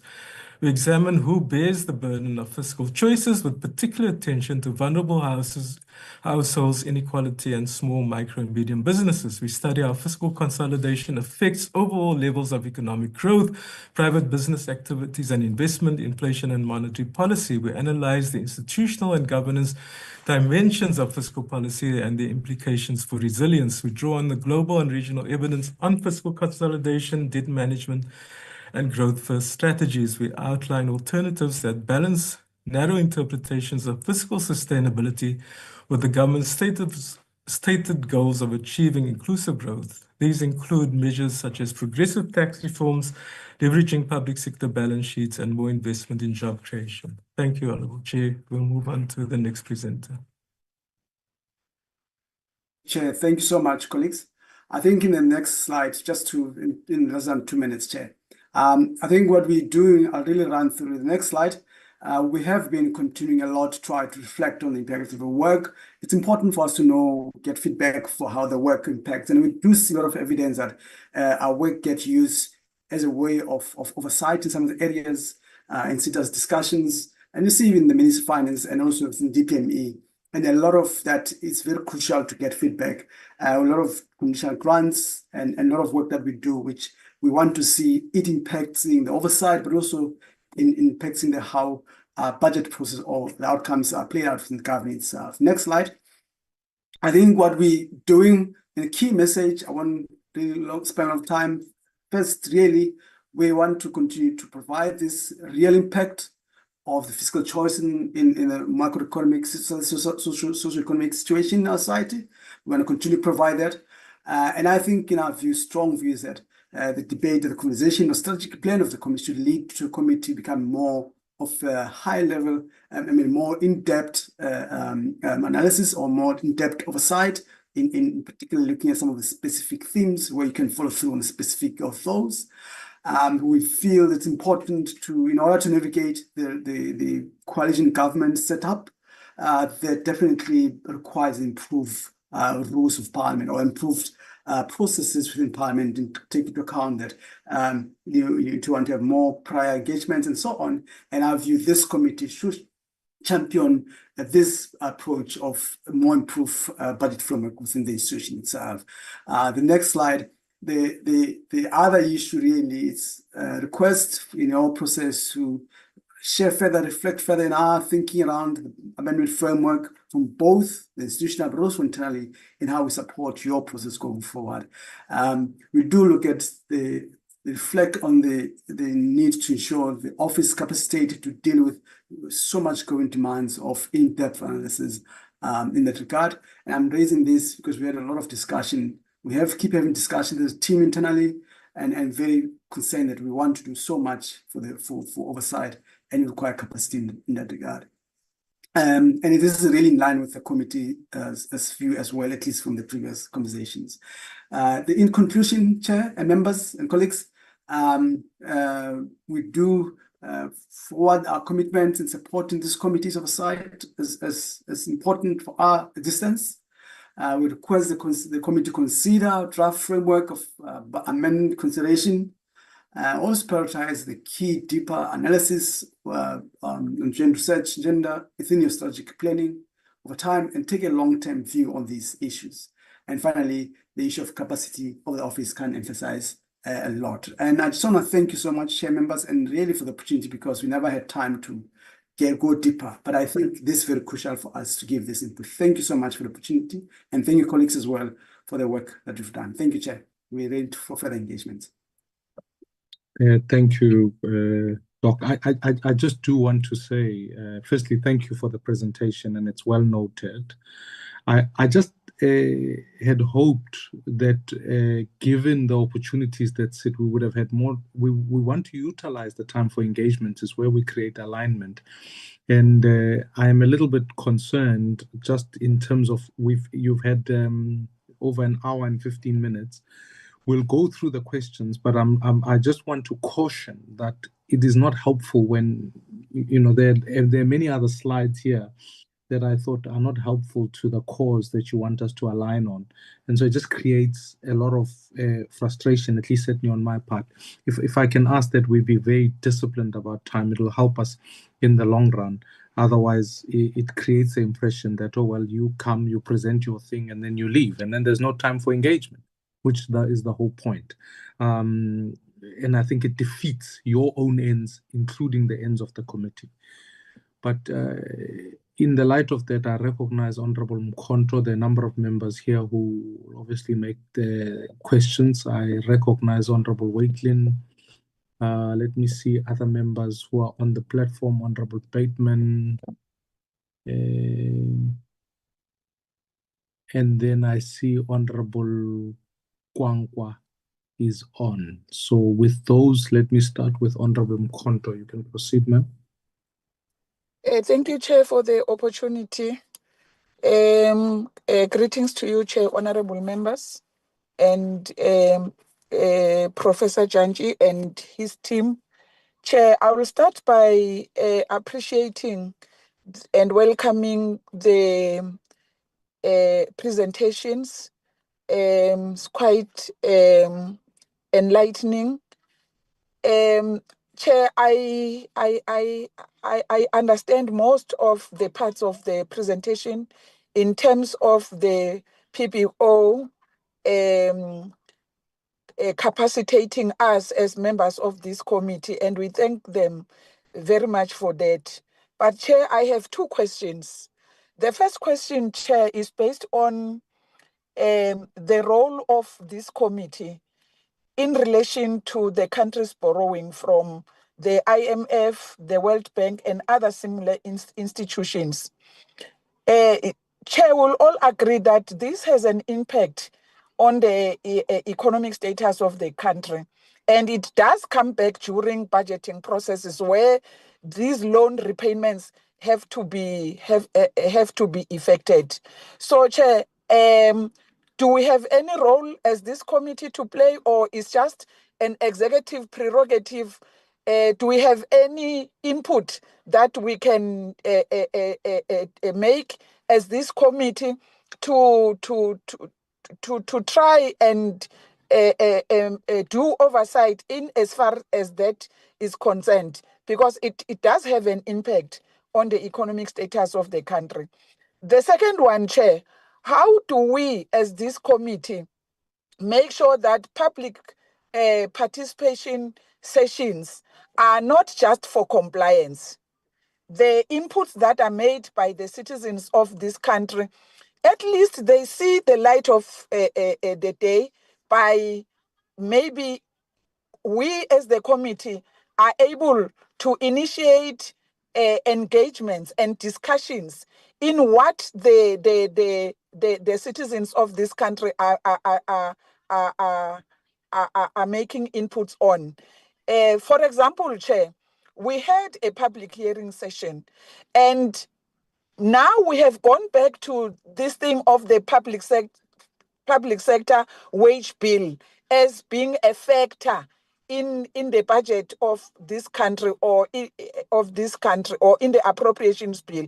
But the members of the community, they talked about our government doing away with provinces. They talked about savings that can be made if the size of the executive can be reduced, and so forth and so forth. But those things have never been discussed. We have never been given an opportunity as members of this committee to present such things, just to initiate discussions based on that. So that will be my question, Chair. How do we make sure that public hearings are not just for compliance, but things that are raised during public hearings at least are able to find their way into Parliament discussions? Thank you.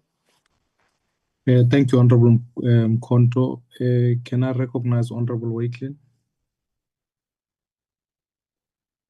Thank you, Chair. Am I audible? Yes, you are, Honorable Member. Yeah, thank you, Chair. Chair, first and foremost, let me just say thank you to the Professor and his team for the lengthy presentation. And that's exactly the point I was trying to avoid, is to us avoiding either duplication or stretching that line further, as opposed to what we have agreed on in the appropriation report. But be that as it may, I think a number of the issues that is in the appropriation report has been discussed in the presentation. Let me give that acknowledgement.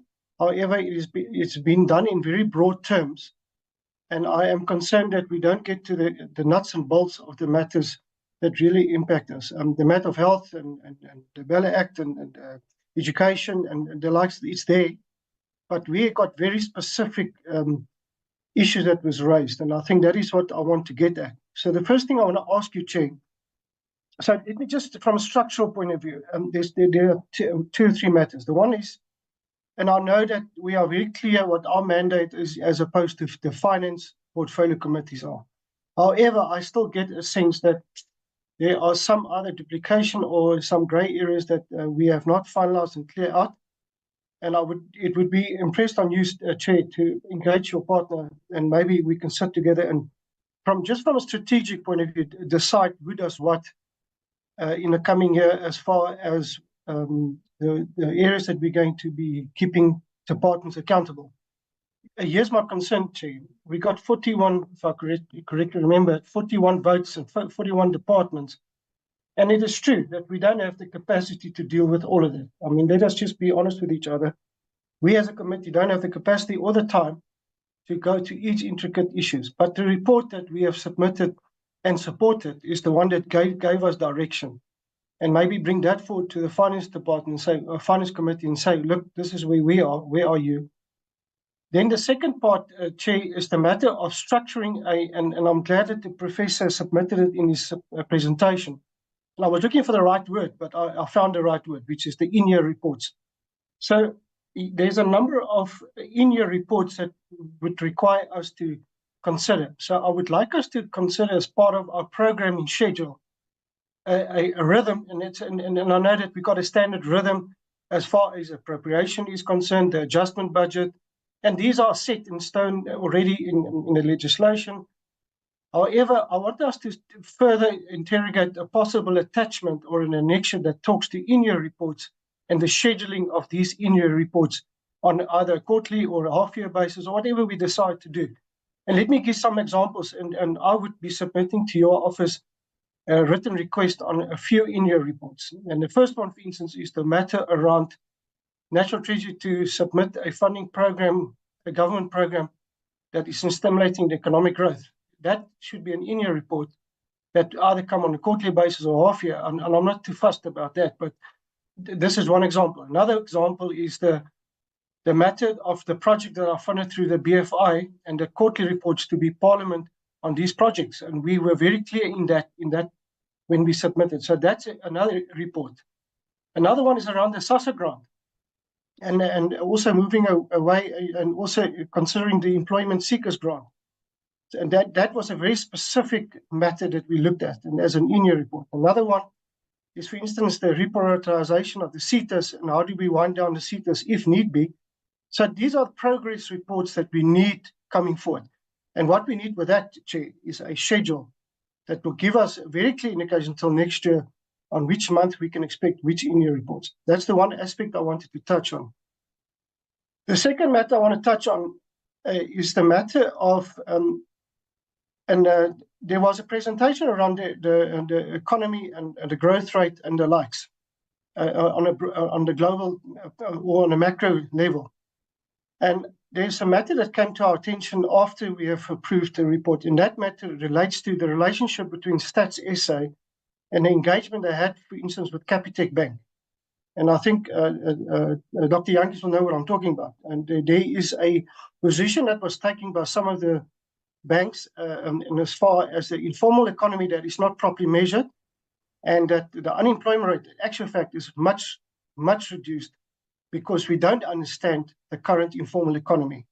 And that's a matter that we possibly need to drive through Stats SA to say, let us look at your design so that you can submit to us, and we need to better understand. And I agree with the team that the informal economy is not measured properly, and that's a matter that we need to look at. Chair, furthermore, I think we are there. The reports and the adjustment budgets coming up now, and I know that we don't have the time and the luxury of time to deal with all these matters, but I want us to focus on what we agreed on. And thank you, Chair. I'll leave it at that. I think you got my message. Thank you, Honorable Wakelin. I have noted Honorable Kalega Mazibuko. Let me recognize Honorable Bateman next, and then we'll get to Honorable Kalega Mazibuko in a moment. After Honorable Kwankwa, yeah. Okay, thank you. Thank you, Chair. Honourable members, greetings to everybody, and thank you to the PBO for your presentation. Sorry, is someone saying something? Okay, so I'm firstly wanting just to get back to the PBO's mandate, which is to provide independent, objective, and professional advice and analysis to Parliament on matters related to the budget and other money bills. And I think in this regard, the onus is on the PBO to be evidence-based and not ideologically based in the advice and the guidance that it gives. I want to start by picking up on page 6, where the presentation refers to the effectiveness of fiscal consolidation as it has not stabilized the debt to GDP ratio or spurred growth. And I want to say that if the PBO wants to be evidence-based, if it makes statements like this, then it is undermining its own credibility as an organization, because the evidence presented by the FFC and also by Stellenbosch professor in the News 24 article, which commented on the work of the PBO, was that South Africa has not had fiscal consolidation since 2008. And so if the PBO is going to continue to push this narrative that fiscal consolidation hasn't worked, then I think it needs to provide evidence to refute the perspective of the FFC and the Stellenbosch professor. I think his name is Johan Fourie, if I remember his name correctly. But I can reference the article if you're not sure of the one that I'm referring to. Because there's this continued pushing of a particular narrative and particular ideological position, which is built on basically on false evidence. And so I'm going to challenge that and say, PBO, please justify empirically why you keep saying that, and show us the data. There may have been, and I'm sure there have been, and I know there have been areas within the budget where there has been a tightening of budgets, but overall the budget's expenditure has kept on ballooning, and so it's just not correct to be pushing this kind of data at this committee. And the PBO has a very responsible role to play as an advisor to Parliament, and it's not acceptable to put data in or to make claims that are unsubstantiated. So you're the professional economists, not me. So if I'm incorrect, please provide data. But as I pointed out before, we presented with competing views by FFC and PBO, and both of these are meant to be providing independent, objective advice. And someone needs to be called out for providing wrong data to this committee. and somebody needs to lift their game. If it's the FFC, that's fine, show us. Otherwise, I presume it's the PBO, based on what Professor Fourie wrote in the News 24 article. I'm afraid, yeah, not afraid. This is just, I think the point needs to be made. On page 7, you're proposing deep dive sessions on alternative fiscal policy frameworks to explore options beyond consolidation, detailed analysis of debt sustainability models, including international comparisons. I think I don't have a problem with this, but it must please be evidence-led insights showing tried and tested paths. What we need is responsible spending, reduced bloat, reduced inefficiency, and so let's get the basics right. If there are solutions for finding cheaper debt, yes, let's hear what those methods are, and we can discuss whether they are going to help bring down our debt costs. Obviously, we do want to bring down our debt costs, and it would be helpful because there are some parties that are waving this flag and saying our Treasury is just hopeless at managing debt. If they just had our clever ideas for how they could bring down the interest costs, then we wouldn't have a problem. Well, let's explore what those are. Let's debate them, and let's bring those competing views into the discussion and see whether there are such ways of doing it, or whether this is whether these are just unrealistic methods, or that they have other knock-on consequences like much higher inflation rates and so on, in which case perhaps they're not as helpful or attractive an option as what people are saying. So bring it onto the table. I don't think, though, that sort of, let's just say, paths that are not tried and tested and evidence-based should require a lot of time commitment from the PBO. I think that could be a distraction from the main work that the PBO needs to get on with. You say that your role, also on slide 7, is to equip the committee with data to assess consequences, and I think that is correct.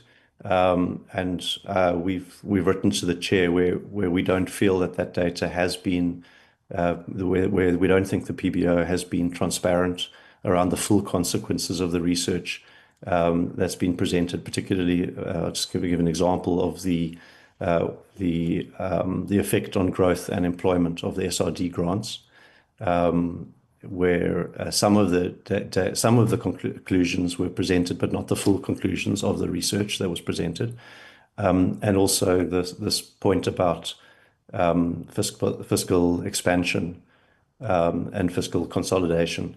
But again, I'll let you respond to that. I've already made that point.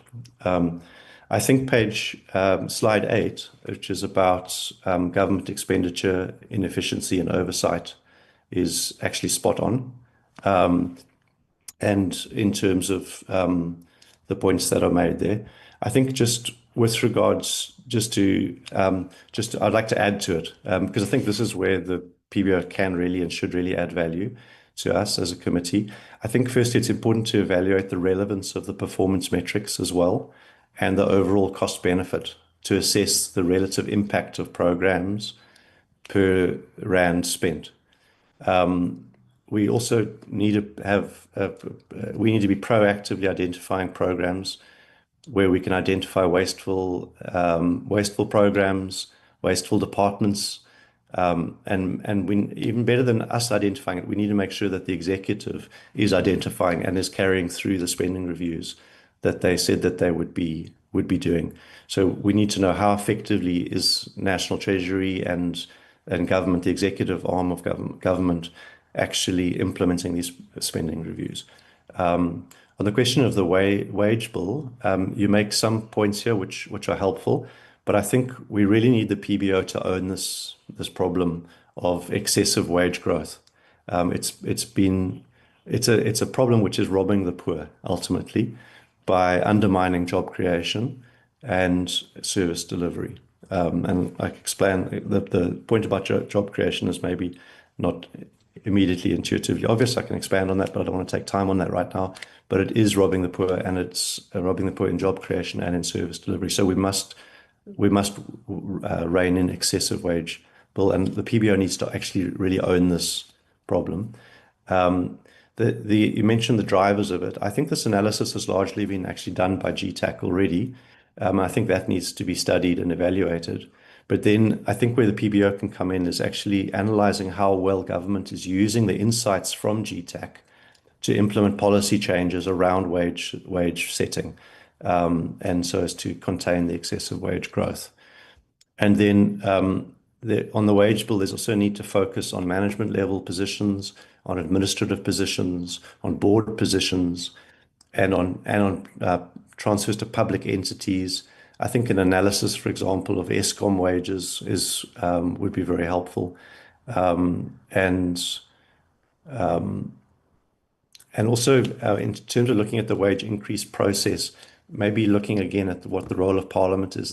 Do we need to introduce legislative changes to empower Parliament more, so that the Parliament can't be held hostage to agreements made by the executive that actually in the long term end up eroding service delivery?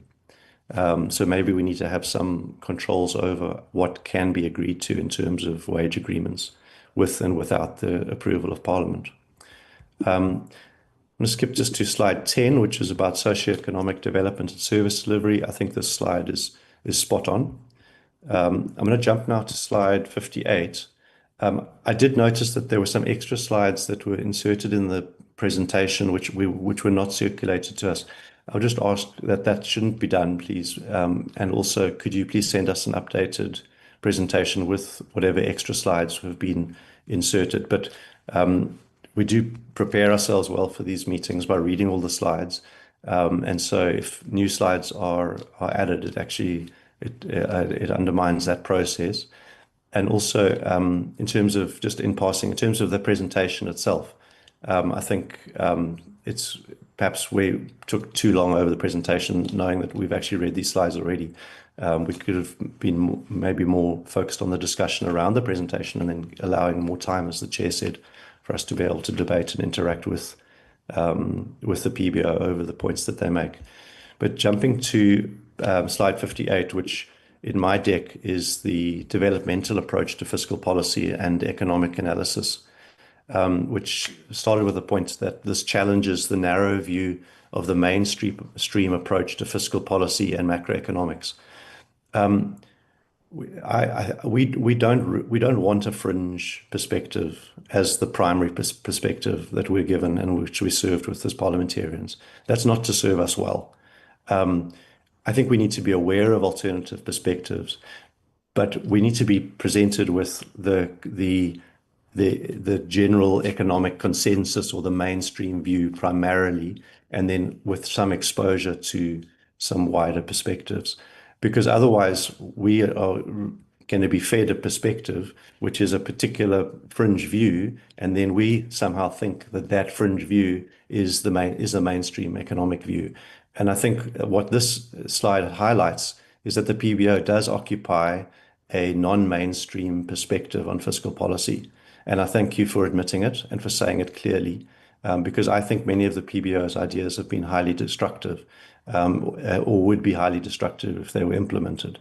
And at least you have the honesty to admit that it is a fringe view that you've been promoting. I think, however, to make us aware of wider considerations like a broader understanding of GDP, yes, those are helpful points that are made. And so it's always good to be broadened. But I think there are two sort of there's a critical observation here which we need to make, which is the PBO seems has said before in various presentations that the economy will grow if government addresses UPI, whereas I would say the mainstream review sees other drivers of economic growth primarily through direct investment and also through education, and there are other factors, but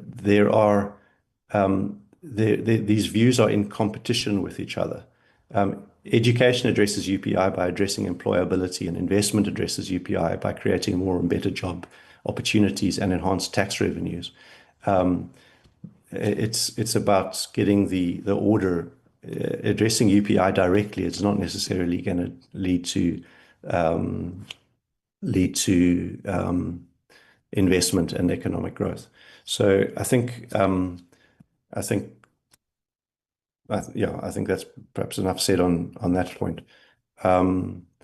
And look, I don't want to take too much time. There's a lot more, but I'll just highlight, for example, just some of what I think is just for an example of, say, a false dichotomy. We separate on the next slide, 59. We separate government spending aimed at private sector growth from social welfare programs to clearly see resource allocation. That's under the point disentangling public investment and social support. Now, this is completely wrong-headed, because private sector growth is what will create the jobs, which will lift people out of poverty and address UPI. Social welfare programs provide direct relief, but at the expense of higher rates of taxation, which retard investment growth and job creation. That's not the only effect, and I'm not saying that they're all bad or unnecessary, but we need to be very careful about creating false dichotomies. What you might classify as a social welfare program might actually be undermining social welfare, and what you say is expenditure aimed at private sector growth might well be and is likely to be enhancing social welfare. So these are not mutually. We're creating a false dichotomy there. The only way to get sustainable economic growth and sustainable job creation is through private sector growth. And that is also going to be what generates the tax revenues. So no matter what good we want to do with the state, it comes back to a growing, thriving private sector. This kind of muddy thinking and creating this false dichotomy is so destructive.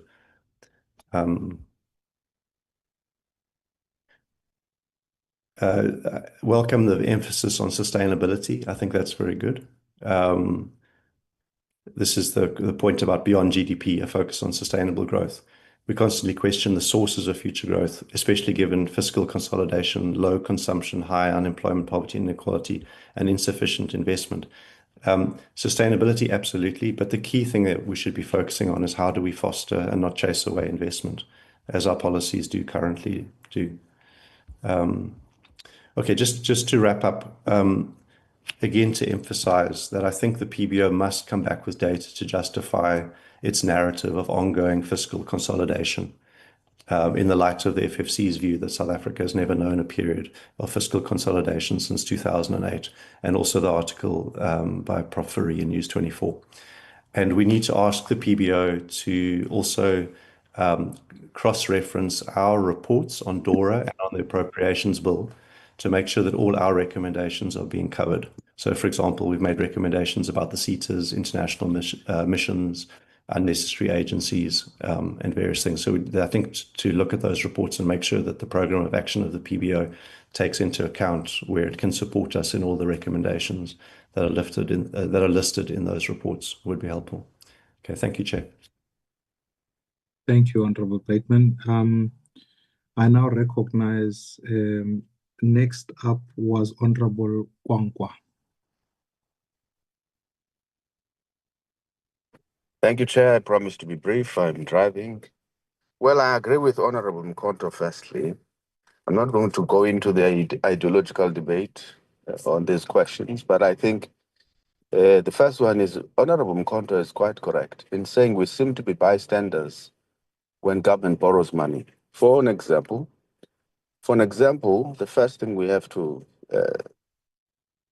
understand is that the South Africa made three borrowings during the first half of this year alone. First, $1.5 billion from the World Bank for energy and transport reforms. The second one was 8.5 billion rands loan from a multilateral institution for just transition, energy transition, I beg your pardon, and 475 million rands from the African Development Bank. And we seem to be bystanders, and yet that goes to the heart of the budget, the allocations, the debt service costs, the interest, everything that they do impacts on the budget. We are the budget committee, we are Parliament as an institution, but we seem to be bystanders in this process, or have no involvement until the matter comes to Parliament, where later on it's reported. We need to know that we have so much debt to service per annum. So these are issues we have to assert ourselves, assert our authority as Parliament, get an understanding. In fact, there should be an involvement of Parliament before borrowings are made, so that we don't just sit in the media, because generally that's the only time we actually sit. The other issue, Chair, is on the, I think it's I want to start with slide 8 of the presentation. Let me just get to the slide and my points quickly. The point about government expenditure efficiency and oversight, that's the title of the slide. But the question about insufficient spending, major concerns, there's a lot of underspending. That underspending affects even your that are in dire need of these resources, especially the rural provinces. There needs to indeed be more work done by the committee, if you like, by Parliament. Perhaps it should be a collaborative effort where we work with other committees to try and nip the challenge of underspending in the bud and see how we can address it as an institution, because it fails our constituencies when funds are returned back to national treasury. I mean, billions from various departments, even at local government level, there seems to be no capacity to spend some of the resources allocated to them. I remember at one point when we were part of a coalition government in Port Elizabeth, one of the things that the councillors and the management of the municipality said some of the conditions which are put in place, especially for the grants by National Treasury, were too cumbersome. So they would just simply, instead of being expected to comply with that, having to write a thesis or a dissertation trying to comply with that, they would rather lose the funding. I don't know where that discussion ended, because some of the matters were going to be escalated. Perhaps we need to actually drill down and find out what are some of the root causes of the under expenditure. I understand capacity constraints is one of them, but there should be other issues which are related, perhaps to the framework that serves as a hindrance. It could be that we need to drill down and try to understand those things. I think PBO would probably be able to help us in their analysis when they look at some of the causes, and an understanding of how Parliament can intervene to try and address the shortcomings, which we still need to delve deeper into the public sector wage bill. The debate around this issue is naturally very ideological. Perhaps it would be naturally very ideological, even when the presentation comes from PBO. We are not all going to agree on the proposals made or the framework used to analyze, because it will be guided by a particular philosophy with an intention of trying to get a particular outcome, or to advise and guide, because advice analysis does not happen in a vacuum.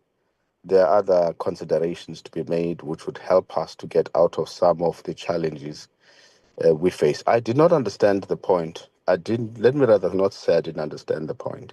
There's a point there, one of the last slides, which is about, is it capacity constraints of PBO? Is that an indication that perhaps the slide about a critical juncture for PBO capacity? So are we saying the PBO does not have the capacity to be able to deal with all the requirements of the finance cluster committees? If that's the case, what kind of help or support is required to capacitate PBO? Or is it because the demands from the committees have become so complex because of some of the challenges that the country faces from the finance point of view? Or is it just a matter of capacity, and how can we be of assistance to try and address that problem? I want to go back to the point about the budget amendment framework. Yes, it affected the budget process. True that we had budget 1.0, 2.0, 3.0. But do you think it's something that can be addressed within Parliament via rules and the framework that is much clearer in terms of how that can be dealt with in future? Or is it as I think, or I have a position that it's more of a political process which is completely outside of Parliament, especially in the context of a coalition government? In other words, the framework has to be developed outside of Parliament in order for it to have the least impact on the programmatic work of Parliament, which is outlined in various pieces of legislation that deal with how we process the budget, especially as the Appropriations Committee and the Finance Committees. So which one would we have to do? Is there a way in which we can try to deal with it internally in Parliament by beefing up some of the legislations we have? Or is it a matter that should be left to the political process that actually processes and deals with the budget in its entirety? The question of growth, Honorable Bateman is quite correct in saying even that needs to be scrutinized. Perhaps UPI is an outcome or is a symptom. UPI is a symptom of an economy that is failing to grow. And up until we're able to analyze that, zoom into it and say, what are the factors which are causing not to be able to grow the economy to the extent where we'll be able to deal with UPI as a challenge, is perhaps the discussion that we need to have. And that too will naturally be ideological. I mean, the responses and what we are going to propose. And that's perfectly fine because Parliament is a political institution. It's not an academic institution. So we're going to agree and disagree on some of these points up to a point where we reach a compromise about what is the best way forward. I always say, which obviously is captured in theory, that when you deal with an economy that is as complex as a South African one, you can't, there's no one economic dogma that you can follow.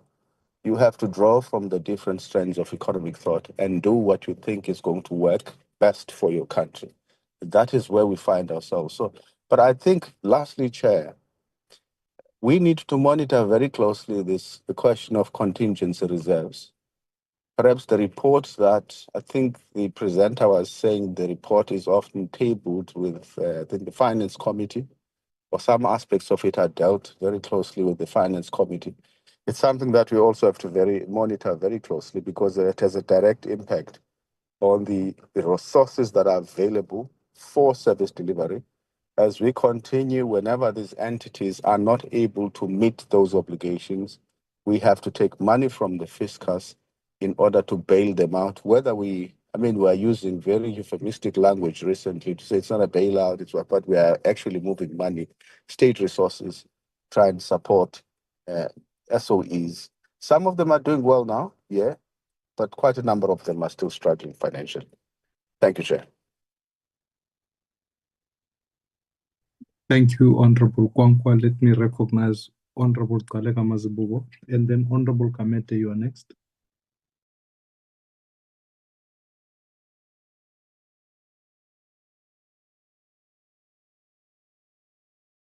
Honorable Kalega Mazibugo, are you there?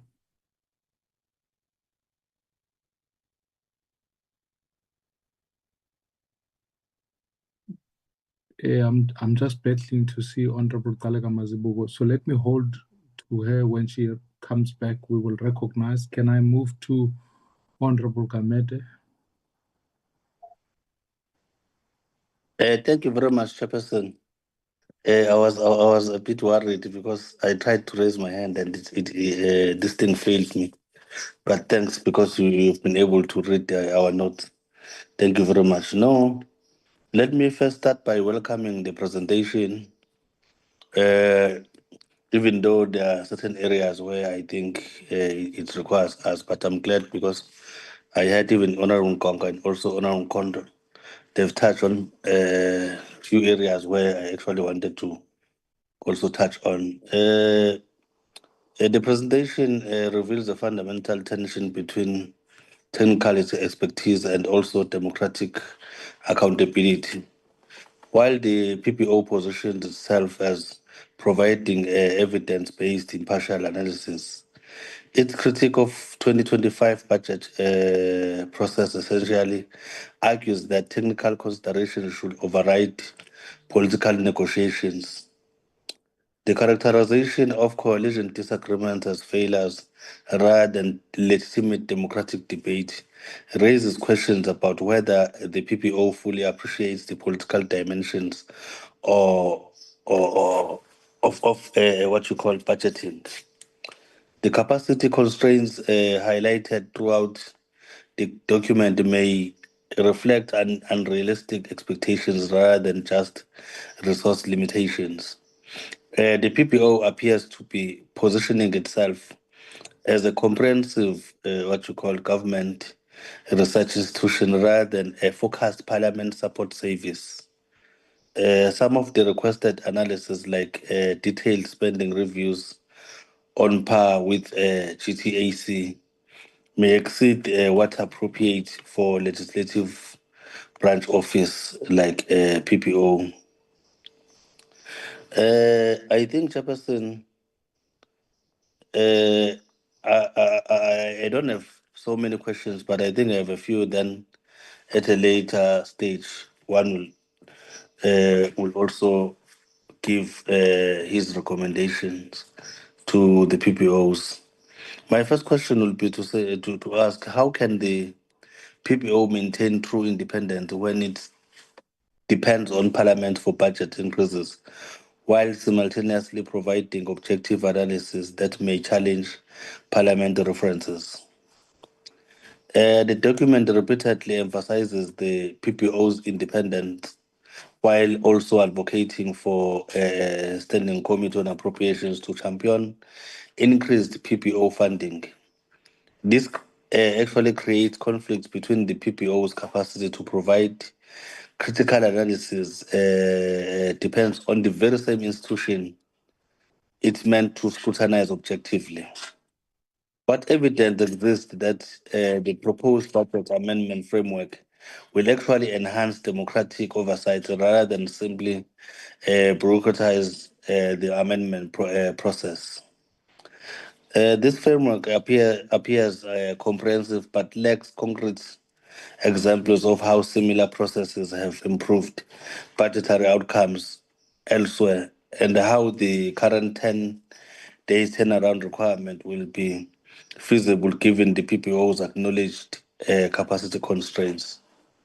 Chairperson, I will send my recommendations to our secretary, because I do not want my recommendation to also to actually end up influencing maybe the responses or the contribution to be made by the PPOs as a branch. Thank you very much, Chairperson. I would like to stop there. Thank you, Honorable Kamede. Can I just check, is Honorable Dalega Mazibuko back on the call? Any chance? Obviously, she is busy with the finance meeting, so I just want to anchor just a few questions that I had taken note of, given the fact that the PBO gives its way of engagement rather than account for the economy of South Africa. And I'm also conscious of the fact that we are not trying to do the work of the executive. So in other words, there's a job that the Government of National Unity puts on the table. It tables its own strategic planning, if as expressed in the medium-term development plan, at least looking at the slides, it presumes that the NDP is still the guiding document. It gives guidance to the MTTP, the medium-term development plan, and that is tabled at the State of the Nation, and therefore we move from there. That is an executive plan. I'm not certain that it is up to this committee to be trying to figure that out, other than to give its own oversight and ensure accountability on that score. So, as the famous saying goes, post facto would be a question of going, if you want to change the ideological direction of the government, change the government. And so I say that maybe to caveat the comments I would want to not make about whether or not the PBO, in its job as a parliamentary budget office, as the people's voice, to be able to ensure that we do our job and the executive does its. Because in a future government of any kind, if another party was elected into government, it would want to not have, if you like, it would want to have executive function and being able to table its own economic plan, and that would be analyzed for in future. So I think that must be dealt with. But what I'm wanting to understand is, so there are a couple of things that for me then emanating from that is, I've heard the question about the basic income grant replacing the SRD. Is there in fact a policy pronouncement of government, and whether there is a positioning paper on this issue, so that I understand where the PBO it's articulated in the slide. Of course, as per Dr. Jankis has raised, you've raised the question of spending reviews, which certainly is something that not only the work of GTech has been doing, but we've commissioned an engagement with the Minister of Finance to be able to say the new bill that has already been approved by Cabinet as to how spending reviews will be done, that it be tabled in Parliament, and there will be a lot of work that I believe PBO will be able to help us in this regard, because at the end of the day, our total reliance in many ways from a research and capacitation point of view comes from the PBO. And so I take wholeheartedly the point you make about capacity. But I do think as we go into the spending reviews and how those could be executed, I think we're going to need to include aspects of that, so that you can't do spending. You can't say you have the opportunity to do spending reviews and then ultimately hamstring committee work or hamstring the institutions that can do it. So I certainly endorse the view that there can be better financial capacitation of the PBO, not so that it can achieve the manpower and the research space that it has. Of course, it's not about having a mirroring treasury, but it's also about being able to do the work that Parliament is able to do for effectively. I want to understand I'm worried, colleagues, about the guidance around public hearings and public consultations. Parliament has been taken to court multiple times on issues of public consultations, given that this particular committee does work around more than half the bills that the administration will take on board. Honorable Kameda, can you mute your device, please? Given that the majority of the bills that will be processed in this administration will come through this committee, I would argue that we need some stringent and much better guidance about what constitutes public hearings. Because in the midst of that, one of my fears and worries is that if anyone wanted to challenge the budget, and certainly if I'm cautiously saying, it could be alleged that the previous terms public hearing, especially on issues such as especially in the appropriations bill, I would argue that in some ways we're not sufficient. Now, I accept that when you have budget 1, 2, and 3, public doesn't want to come and make repetitions on the same issues. But at the same time as that, another person could simply say, if you say you've only heard from one institution, does that constitute sufficient public hearing? So I certainly think we need better guidance on this issue, because it needs to be legally framed. And this is the specific task and ask. We have to amend the Money Bills and Related Matters Act so as to stretch the timelines. And so whilst I hear what the PBO is saying, I do think a working group must be put on the table to say, what amendments must we put on the law? And the committee must urgently consider how we amend that, because we can't keep beating the drum of timeline. Timeline undermines the entire integrity of the process. You end up with public hearings the day before and a report being tabled the day after. Simply unworkable. So I'd like for the PBO plus what the committee does, we must have an interaction where we can say, here are the appropriate amendments. Here's what would give legislative wiggle room. And I think it emanates from one of your slides saying having a pre-engagement on the budget process, I think would be necessary. Otherwise, we are certainly, in my view, if you were really trying to be difficult about the work of government, I think government would be found wanting, or Parliament would be found wanting in how it processes its own laws, even more specific about this issue of public hearings.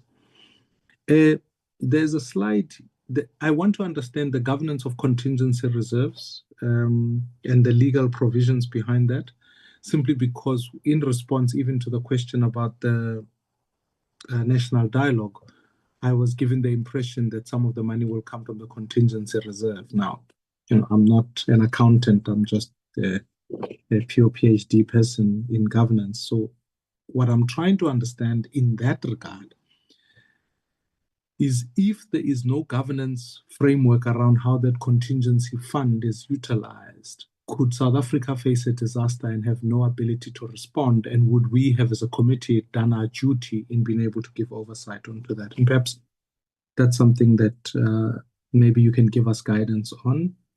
And I think, I depart from the point that you make that says you present the final framework for the committee for consideration, and I'll welcome those inputs to ensure that the framework serves as a robust, practical, and enhanced Parliament's constitutional powers. I think that's going to be important.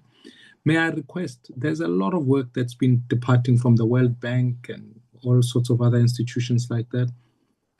I came across the South African Ratings Agency, and so I'd be fascinated to learn whether the PBO could engage the ratings agency in South Africa or sovereign African ratings agency, because some of the analysis that goes into country, you can either take a particular worldview or you can also take an African worldview. And when you do asset measurement, for argument's sake, an African perspective might have a different angle to the issue relative to what the World Bank can do. It's why institutions like Moody's, etc., have given us some of the ratings that we get, and we end up in a space where, in certain instances, the cost of capital in Africa is much higher than it would be anywhere else in the world.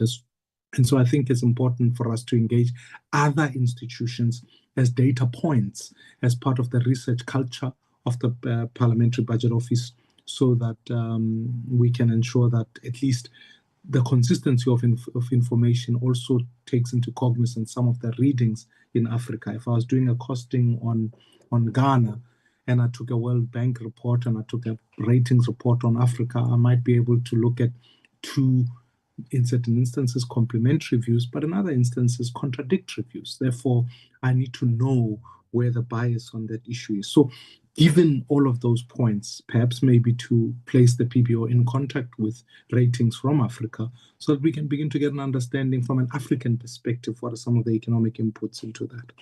And then lastly, I think, there's always the difficult question, which is, which question do you answer first? Do you answer the process question, which is the legislated one, or do you answer the outputs question, which is the vision one?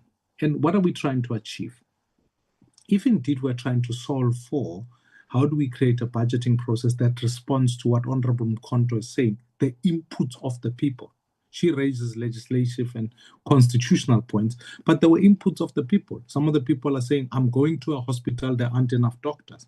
How does this committee ensure that when we ask the question, what are we trying to achieve in the long run, aligned with the MDTP, etc., how do we fight for a people-centric budget that mirrors that? Because the executive has its own priorities and its own spending priorities. So I do think we need to be able to think harder about that question, because I think it will guide what determines spending reviews. It will guide what determines objectives. And so I think we can go from there. Now, to wrap, I'm going to allow the PBO to respond. We have a 2-day session in the strategic session. We are going to take inputs today. We are going to take more inputs tomorrow. They will guide the document we put together. That document is going to be circulated to members coming out from that. And so this has been useful research and input, so that when we deal with the committee's own strategic document tomorrow, we can make more inputs. And then it will be circulated to members by the weekend so that we can adopt it in the week thereafter, so that, to the point that Honorable Moitlin makes, you can make the submissions. I say that now because this was the warning I was cautious of earlier on when I rate the fact that the PBO, I want to give members time to be able to make their inputs. Otherwise, this is a lecture to which they listen and they give their lecture back. And so we lecture each other, but we don't find our way. So as you are conscious of time, I'm going to give you time to respond, but please, we don't need a secondary lecture on the same points you have made. I think we need to curtail our responses. It is precisely why I try and limit presentation time and enhance discussion time so that we can be fuller in this point and then take it from there. I want to re-emphasize the point that Honorable Bateman made. When the slides are sent and new ones are inserted, it is a bad precedent. It's bad because tomorrow I will send you one slide and say that's the presentation, add 5 more the following day, and members aren't ill-prepared. Now, if I can ask that we eliminate that and to endorse the request, which is to send the updated slides back to committee members, Professor Jantjies, in this regard. Suffice to say, thank you for your inputs. May I ask that we keep our responses brief, because the committee has its own work also still to do, and also given the time tomorrow. Thank you very much. Thank you so much for the guidance, and thank you so much once more to members in this regard. The Chair and members, we treated this as a workshop. We certainly avoid updating the slides in the other presentations. So we had our brainstorming session yesterday. We felt that will add more value, but we certainly send an updated presentation. And we appreciate it, but also in a sort of short notice nature as well. I think we got the invite last week, and we had to really innovative and all of that, but we take a point. We never do that with the main presentations of updating, but we'll definitely send the updated slides. I'll quickly go through your points. Colleagues, you've heard, let's not go deeper with the ongoing conversations. The point around borrowing costs, at this stage, there's no binding legal requirements that force the Minister of Finance to seek prior approval beforehand. To get into loan agreements. So Section 71 of PFMA does empower the Minister of Finance to enter into these agreements, international agreements on loan for the purpose of financing the budget deficit, financing debt, securing foreign currency, and so on. So at this stage, there isn't a really legally binding requirement. However, loan agreements must be consistent with the debt management strategy and overall fiscal framework, which are approved by Parliament. So at least there is some room for Parliament to play there. And I feel that there isn't any limitation for the committee to call Minister of Finance even before that to have the conversations. But at this stage, it isn't legal binding in that regard. We support the issue of participation. The issue of sectors analysis, we support that as well. The in-year growth, in-year reports, that's a very great deal. So growth as well, support that. We will engage with Stats SA colleagues around the discussion they had with the Kipitech. The issue of the evidence based, I'm glad that Siraj put the point there. I think Honorable Nkwankwa answered that quite well. I won't labor a lot on it, and I'll ask my team not to labor a lot on it. The issue of fiscal consolidation is not our coined term. The term was coined by the Minister of Finance itself, and we didn't coin it. I think what we have shown members over the years is that during the same period where we had fiscal consolidation, we've not seen growth at the level that was required. We've seen unemployment growing. We've seen poverty worsening and inequality. So that's the evidence that we're presenting. And the issue of evidence, which evidence we present, it is certainly can be subjective, which evidence we present to few points, and we can't be selective in choosing evidence that we're going to use in argument. So our evidence is very fairly providing that correlation. Maybe there's not a correlation in the sense of it, but just to show that during the same period of time, there's been a lot of underinvestments. And I think government investment indeed counts in members, counts in private sector in that regard. So, but I'm glad that there is evidence that we've provided over the years. We can rehash that back into members as this part of the workshop as well. I won't go through the issue of capacity, but I think because I feel chairperson has answered quite well. There's only 8 of analysts we have in the office. I'm very proud, chair members, about my team's capability, technical capability. I'm very proud. I'll choose this team anytime. I think what we're saying there is that we've got only a few hands. And when you look at the demand that are coming through, it requires more extra hands. One of the wish you want to do, I think we need to dive deeper into the sectional analysis. When you look at, of course, 6 sectors of public finance, we've got education, all of those, the 6 of them. So we want to dive in deeper into that. and we have not been able to do because of very limited hands we want. So that's what I mean. And as Ansem said, the chairperson has answered very well. I won't labor a lot on that point. And there's a point around a budget framework would take the inputs in that regard. And I think the issue of budget amendment and framework, in my view, it has to be a parliament-driven approach in that regard. Hence, we're drafting this framework, which will be a lot about, obviously, there will be political consideration. The budget is a political instrument, political debate, we recognize that. But I think the process of amending, we are saying money bills, first of all, provide clear process in the rules of the House. But I think what we feel would be more valuable is the insight that informs what likely would be the outcomes of particular amendment. Because when we look at how the Minister of Finance pick up his budget, he has to take into account those things to say, what does it mean and all of that. So what we're saying in our framework is try to develop that to say, even if vote for wants to amend this budget, what have you, there need to be this clear process, this clear what have you, timelines and all of that. But there has to be some sense of, as the Act requires, what will the impact of that? So I'm saying, we want to be able to provide that as we have done over the years. And in our view, that's to be driven by Parliament, and Parliament has to obviously take into account the public views and so many other matters. And we welcome inputs, welcome the debate around I think the message there hasn't been policy determination that I understand, but we feel the government, the committee has to be appear proactive on some of the issues because this conversation has been going on for a long time. Government has indicated they will provide a proposal on grants, job seeker grants, and so many things, and the conversation keeps going on. I think what we're trying to emphasize is for the committee to provide leadership in this process and guidance within this perspective. I think these are the points I wanted to park. And I'll give Dr. Landi, Professor Mohammed, and then Dr. Makundi to just if there's any issues. But just quickly, colleagues, please. So in other words, fiscal consistency never happened except the statement. No, actually, that's not the point. The point is that we've seen reduction in spending.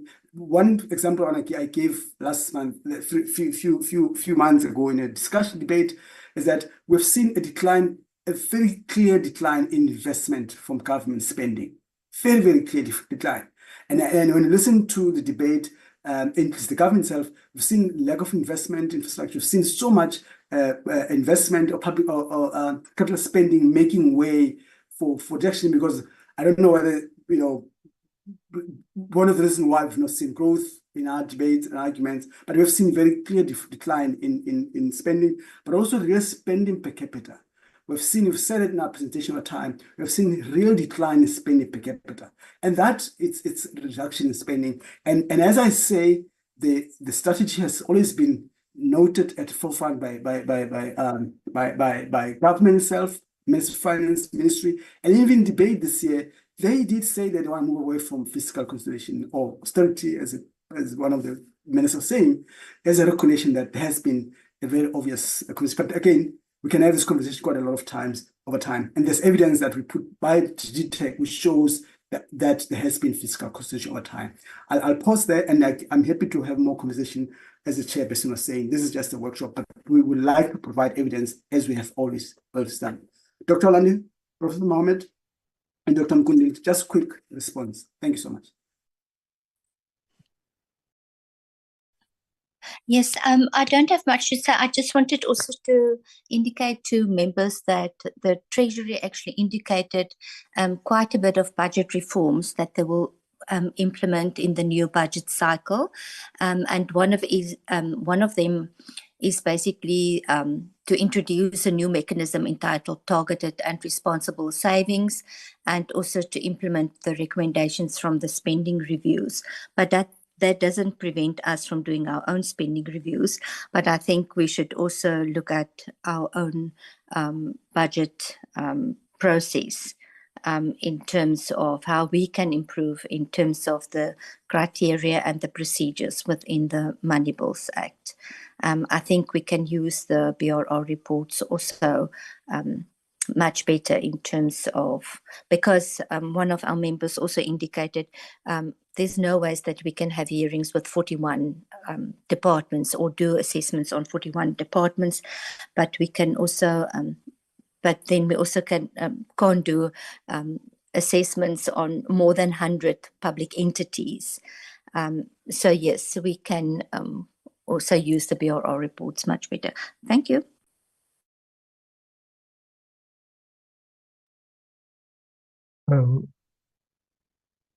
Honorable Chair, thank you for the opportunity. I just want to start with saying, you know, the issue of time is important, and I know we have time problems today, but I think the discussion and the lack of nuance in the discussion, but also the inability to understand what the PBO is trying to say, and the accusations of destructiveness and those kind of things comes out of the fact that whenever we do engage with the committee, we are pushed for time. And so I think there needs to be time for a bigger discussion and for where we can explain our views and we can respond to issues like, you know, the difference between fringe and mainstream and how that's discussed within the economics profession. Development economics is something that developed since the 1950s. It's a very established part of economics. There's a macroeconomics for developing countries. If you read the IMF and the World Bank documents, they talk about developed countries and emerging and developing countries. There's that separation and an understanding that different approaches. And I think what we're seeing coming from certain quarters, places like the BER, but also unfortunately the National Treasury, is this kind of trying to follow a one-size-fits-all macroeconomic policy approach that's coming out of basically the macroeconomic textbooks of the mainstream written for developed countries, and a belief that because, you know, by writing that should be applicable to all countries. So this discussion, this idea that we're presenting fringe ideas is just unbelievable to me, and frankly offensive to me. And the fact that the things that we say would be seen as we're not bringing data and evidence. If you look at all our presentations, they're evidence heavy. What we are saying is that there are different kinds of evidence-based work. And one of the things I was trying to put across in this presentation is that if you see the economy only on the supply side, if you see the economy and GDP as being about GDP and what's measured in GDP, and you don't take into account the externalities, particularly household reproduction, how can you speak about evidence-based? Because your evidence is lacking. So we really need to be careful in our language, think about what we mean by evidence-based, thinking critically and being nuanced. And so I'm really I would plead that, you know, we are given time and adequate time to make our points, and not just the 30 minutes or 45 minutes when we do our presentations on the budget or the MTBPS. I'm going to stop there because there's a lot more I could say, and I don't want my temper to get in the way. Thank you very much, Honorable Chair. Oh, thank you very much. Just in closing, yes, there are there are some things to take out from the presentations. Yes, the issue around whether there's a new whether we're moving away, the government's moving away from the SRD, but there's not been policy. They've not finalized the new perspective on how they're going to deal with the new grant. So as and when the information is available as the PBO, we're always going to be on the lookout and making sure that we look into those type of issues, as well as the issues around contingency reserves and all that. Well, it is covered by the Constitution, Section 218, as well as the PFMA, Section 66 and 70. They do have mechanisms in place. Yes, I agree there is room. There's major room for Parliament to play a major role, because currently the Minister of Finance is empowered to do most of those things. So there is a need to ensure that more oversight in that process, so that members of this committee, as well as parliamentarians in general, are aware of the debt patterns that government is making them under sort of is committing to. So those are some of the issues that we are always on the lookout. And then when information comes out, we will then, as the finance cluster, do such reports and then provide the necessary insight to committees. Thank you very much. Thank you, Chair and members. I think Any other inputs we would love to, to avoid time, we'll do in writing, but we'll also join tomorrow the conversation by the committee. We'll very, very glad to contribute further in this regard. Thank you so much, sir. I think I want to just make some input to what Professor Siraj made, to say that naturally this is a political process. Every party here has its own political, ideological point of departure. Now, I would not want to find myself in a space where we can synonymize a view of a member. Honorable Bateman has a right to make the point. That is his point of view. I might have a different one because I come from a different ideological persuasion, or maybe a similar one, or other people might have different ones. The very essence of developmental economics and the nature of its intersect with politics is that we all have different views. Otherwise, we should all have singular thinking and decide that that is the one. So I think what I wouldn't want us to do is get into an interpersonal dialogue at this point. I think that, and I want to perhaps maybe reflect back on the question that you raised about time. The workshop is scheduled from 9:30 till 12:30. I gave PBO an hour and a half. I started off at 40. The PBO just presented for an hour and a half purely. Members asked questions for a set amount of time. So what I think we need to do is perhaps in engagements, in future engagements, be clear when we do a workshop type of engagement, how we structure it, where we structure it. Of course, a virtual platform isn't always ideal for some of these things, and I did caution about that earlier in the request. I do note the points that you are making. What I'm simply saying is that for future engagements, I think what we need to do is figure out how we structure it far more effectively, so we avoid twofold. One is the issue that becomes interpersonal or inter-party. I can sit here and argue a Marxist ideology on the analysis of PBO, and then we could end up all day having a circuitous conversation. It's not the point. I did appreciate the input you made even about where President Macron, an analysis of GDP is. And I think it's enlightening in the sense of thinking about what does the future of economic impact looks like. And there's been much literature about this as to perhaps maybe GDP is not ideal. We need to think about other measures, etc., etc. And what we are, that's why I asked the question in my end, what exactly are we trying to achieve at the end of the day? Because you can have GDP growth and exacerbate inequality. That has its own contradictory impact in and of itself. So I'm not here, I don't want this committee to spend all of its time debating ideology. At the end of the day, we are not a university, we are here to do a particular job. I see two hands have gone up. Honorable Bateman and Honorable Kwangwa, can we be brief just in this regard? Chair, yes, I will certainly be brief. And I dispute the fact that this is a matter of ideology. This is a matter of fact and being straightforward in the use of terms. And my contention is this, that one should not use the word fiscal consolidation to describe what has taken place since 2008, if in fact the actual reality has been ballooning government spending.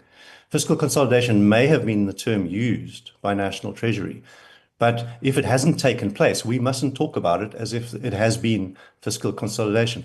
That's misleading, and it's actually sophistry, because it's the use of a term that's designed to promote a particular argument, when in fact the actual data actually contradicts the use of the term. So in other words, I can say, I'm going left, I'm going left, I'm going left, I'm going left, but if I'm actually going right, it doesn't matter. You can talk about that as going left, but it was actually going right. In this case, perhaps I got my left and right the wrong way around. So I hope I'm clear on what I'm saying here. So when the PBO talks about what has happened, they mustn't say, "Oh, fiscal consolidation took place," if it never took place. So that's the question. All right. Is the professor has said, "Oh no, the Treasury spoke about fiscal consolidation. It doesn't matter what actually happened after the event." No, what happened after the event is exactly what does matter, because that actually reflects what government's input into the economy was from a spending perspective. Honorable Bateman, I see the debate is also going on in the chat. I'm going to recommend that the debate about positioning as to what defines consolidation, etc. I think it's an offline conversation, if you like. And I think it's certainly, whilst I note that it is in the presentation and you have the questions behind it, but for us to continue debating it, it doesn't serve the broader collective. Honorable Kwangwa. Chair, I think the crux of the matter here is the kind of language we use when we disagree with particular points. It still has to be respectful. Remember, if we come from various ideological school of thoughts, naturally, so the point you disagree with might actually make sense to me because I've done further analysis on this than you have done, because you're probably looking at a matter from a neoliberal point of view. For that matter, every university, I mean, I have in economics, I've studied economics at school, I was taught neoliberal nonsense, but I don't agree with most of it. But I never come to a committee when people are presenting, use language like muddied analysis. I mean, it's completely wrong. We can't accept that. If you disagree, put your alternative viewpoint without coming across as if you're condescending to the people who are presenting. I think that point is valid and we should maintain it, because tomorrow there will come a presentation, people who agree, for an example, from an ideological and policy outlook point of view, who agree with a particular political party here. So what must we do? Disrespect them because we don't agree?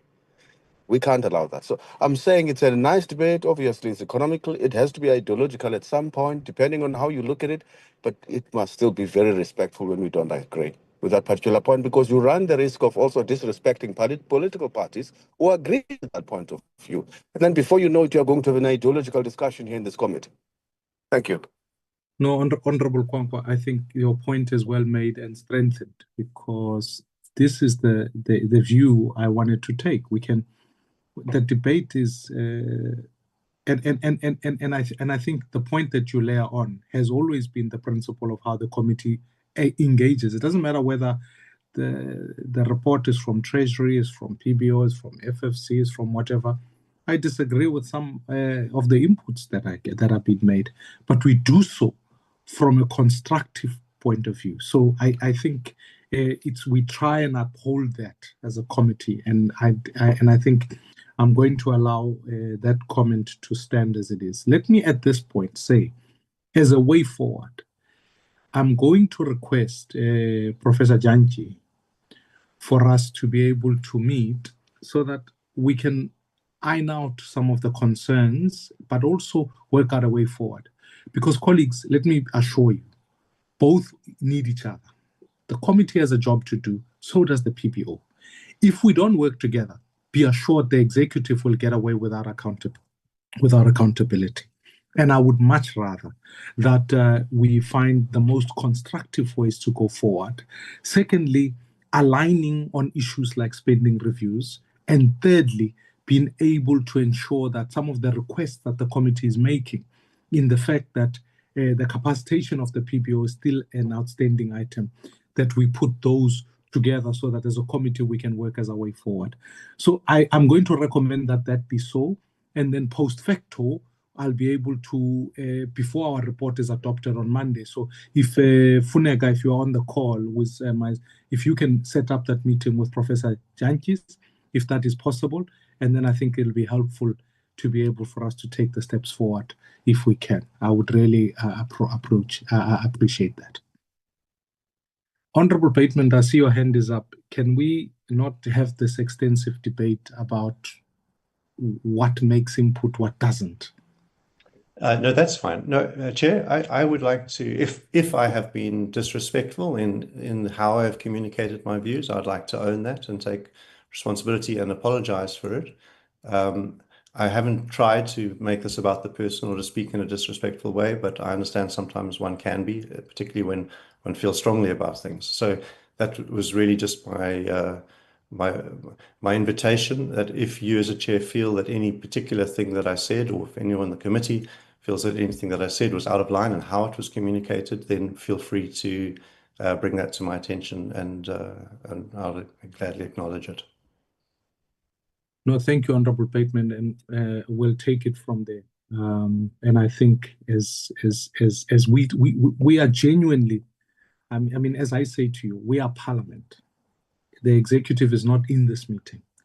And therefore, the job we've got to do is get ways of working correctly so that we can achieve the legislated function that we have, which is accountability and oversight, and making sure that, as the mission of the committee at its 7th administration has always been, let's make sure that there's bang for every buck that South Africans invest in, that South Africans invest through their tax and what the tax is used for. So that's the mission that we're trying to achieve. And I appreciate your comments there, Honorable Bateman. In that light, Professor Jantjies, are we okay? Can we set up that meeting as a function of urgency if we can? Yes, sir. I'll ask Lina to follow up, Madam Mfuneka. Thank you so much, sir. Much appreciated. And let me thank everyone for that.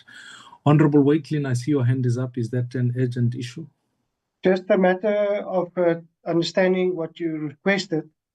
I've raised a number of issues that are suggested that should come into the program. Are you saying to me, wait till tomorrow afternoon? Once we've done all of that, then I can submit to you. Is that what you're saying? You said that's fine. That is what I'm also asking, is that if the matters pertain to the PBO, if you can write to me so that at the meeting I will have with Professor Jantjies, I can also table some of those points. Yeah, no, Chair, it's not related to PBO at all. It relates to the program and scheduling and what we want to see happening. That's the aim of today's meeting, isn't it? The next item on the agenda was really to talk about the draft program for the term. So I wanted to have that discussion now so that we can see what some of the inputs. And I just want to give guidance, Honorable Waitlin, given that there are 41 budget votes, there are multiple departments. What we try and do is work our way to the highest spenders all the way down. So when you look at even the approach, it speaks to learning and culture, it speaks to the big spenders, health, education, because sure, I could invite, perhaps you talk about the Statistician General, or you talk about the AG's budget. When all of those items are brought on the table, eventually it's not significant amount of money. And so we try and ask the committee researchers to table us, what are the big spending items, what are the big issues that emanate from the budget process so that we can give oversight in that regard. So that's effectively what we approach.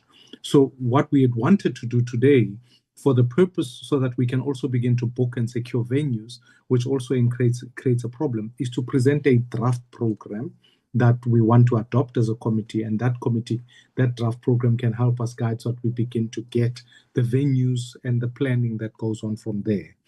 So if I can, as it was tabled in the agenda, if we can present that, and then sure, Honorable Waitlin, after tomorrow's strategic planning session, you can make your inputs, because we will only adopt the committee's strategic report the week thereafter on the Monday, if that's okay. So Mashile, can I ask you to put forward that draft term program and then talk through it?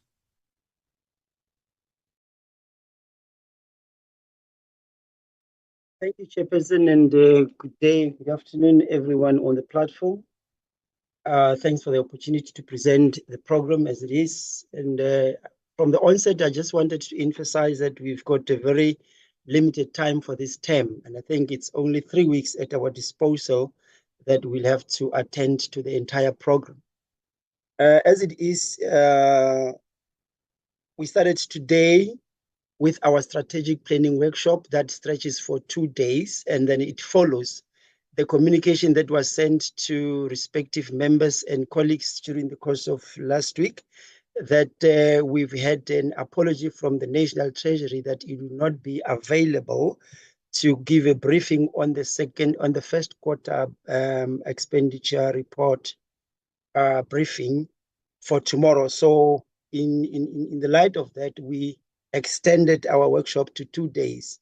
We had started today with the engagement with the PBO that was on a virtual platform, and then the intention is to proceed tomorrow, as the chairperson has indicated, that we are going to have a presentation by the content advisor on the strategic priorities for the committee for the year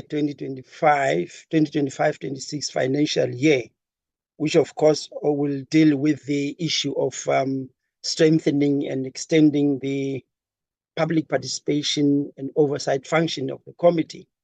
And the next week we'll be having 2 meetings again, Tuesday and Wednesday, the 9th.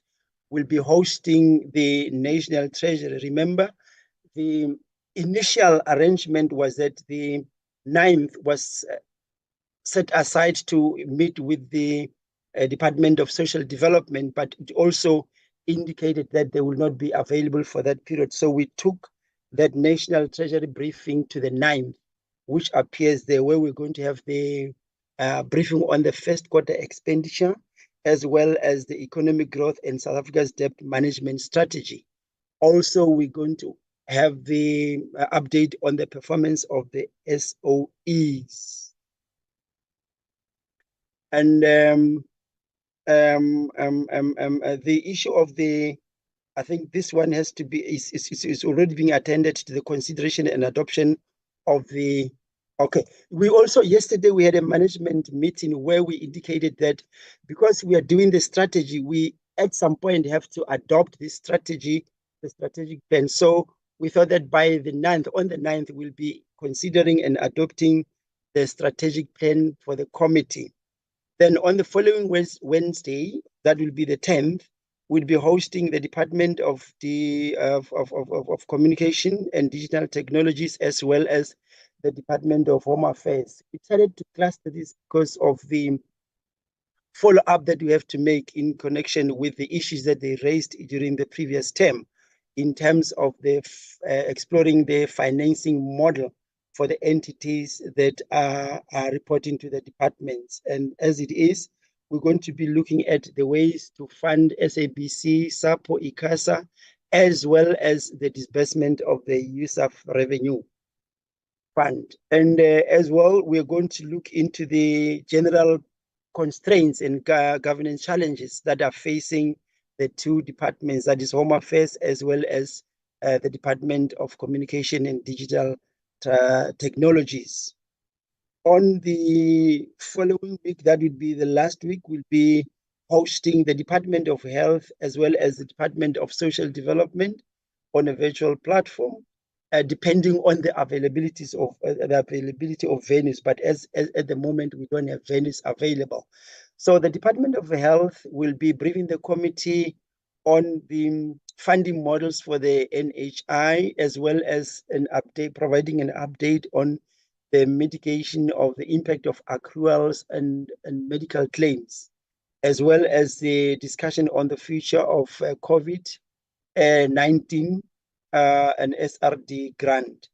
From the Department of Social Development, we're going to finalize and wrap up the issue of the exact funding model for the department. Remember, we discussed the issue of the funding models and the challenges with regards to the issues of the SASSA and the conditions that were put forward by the National Treasury.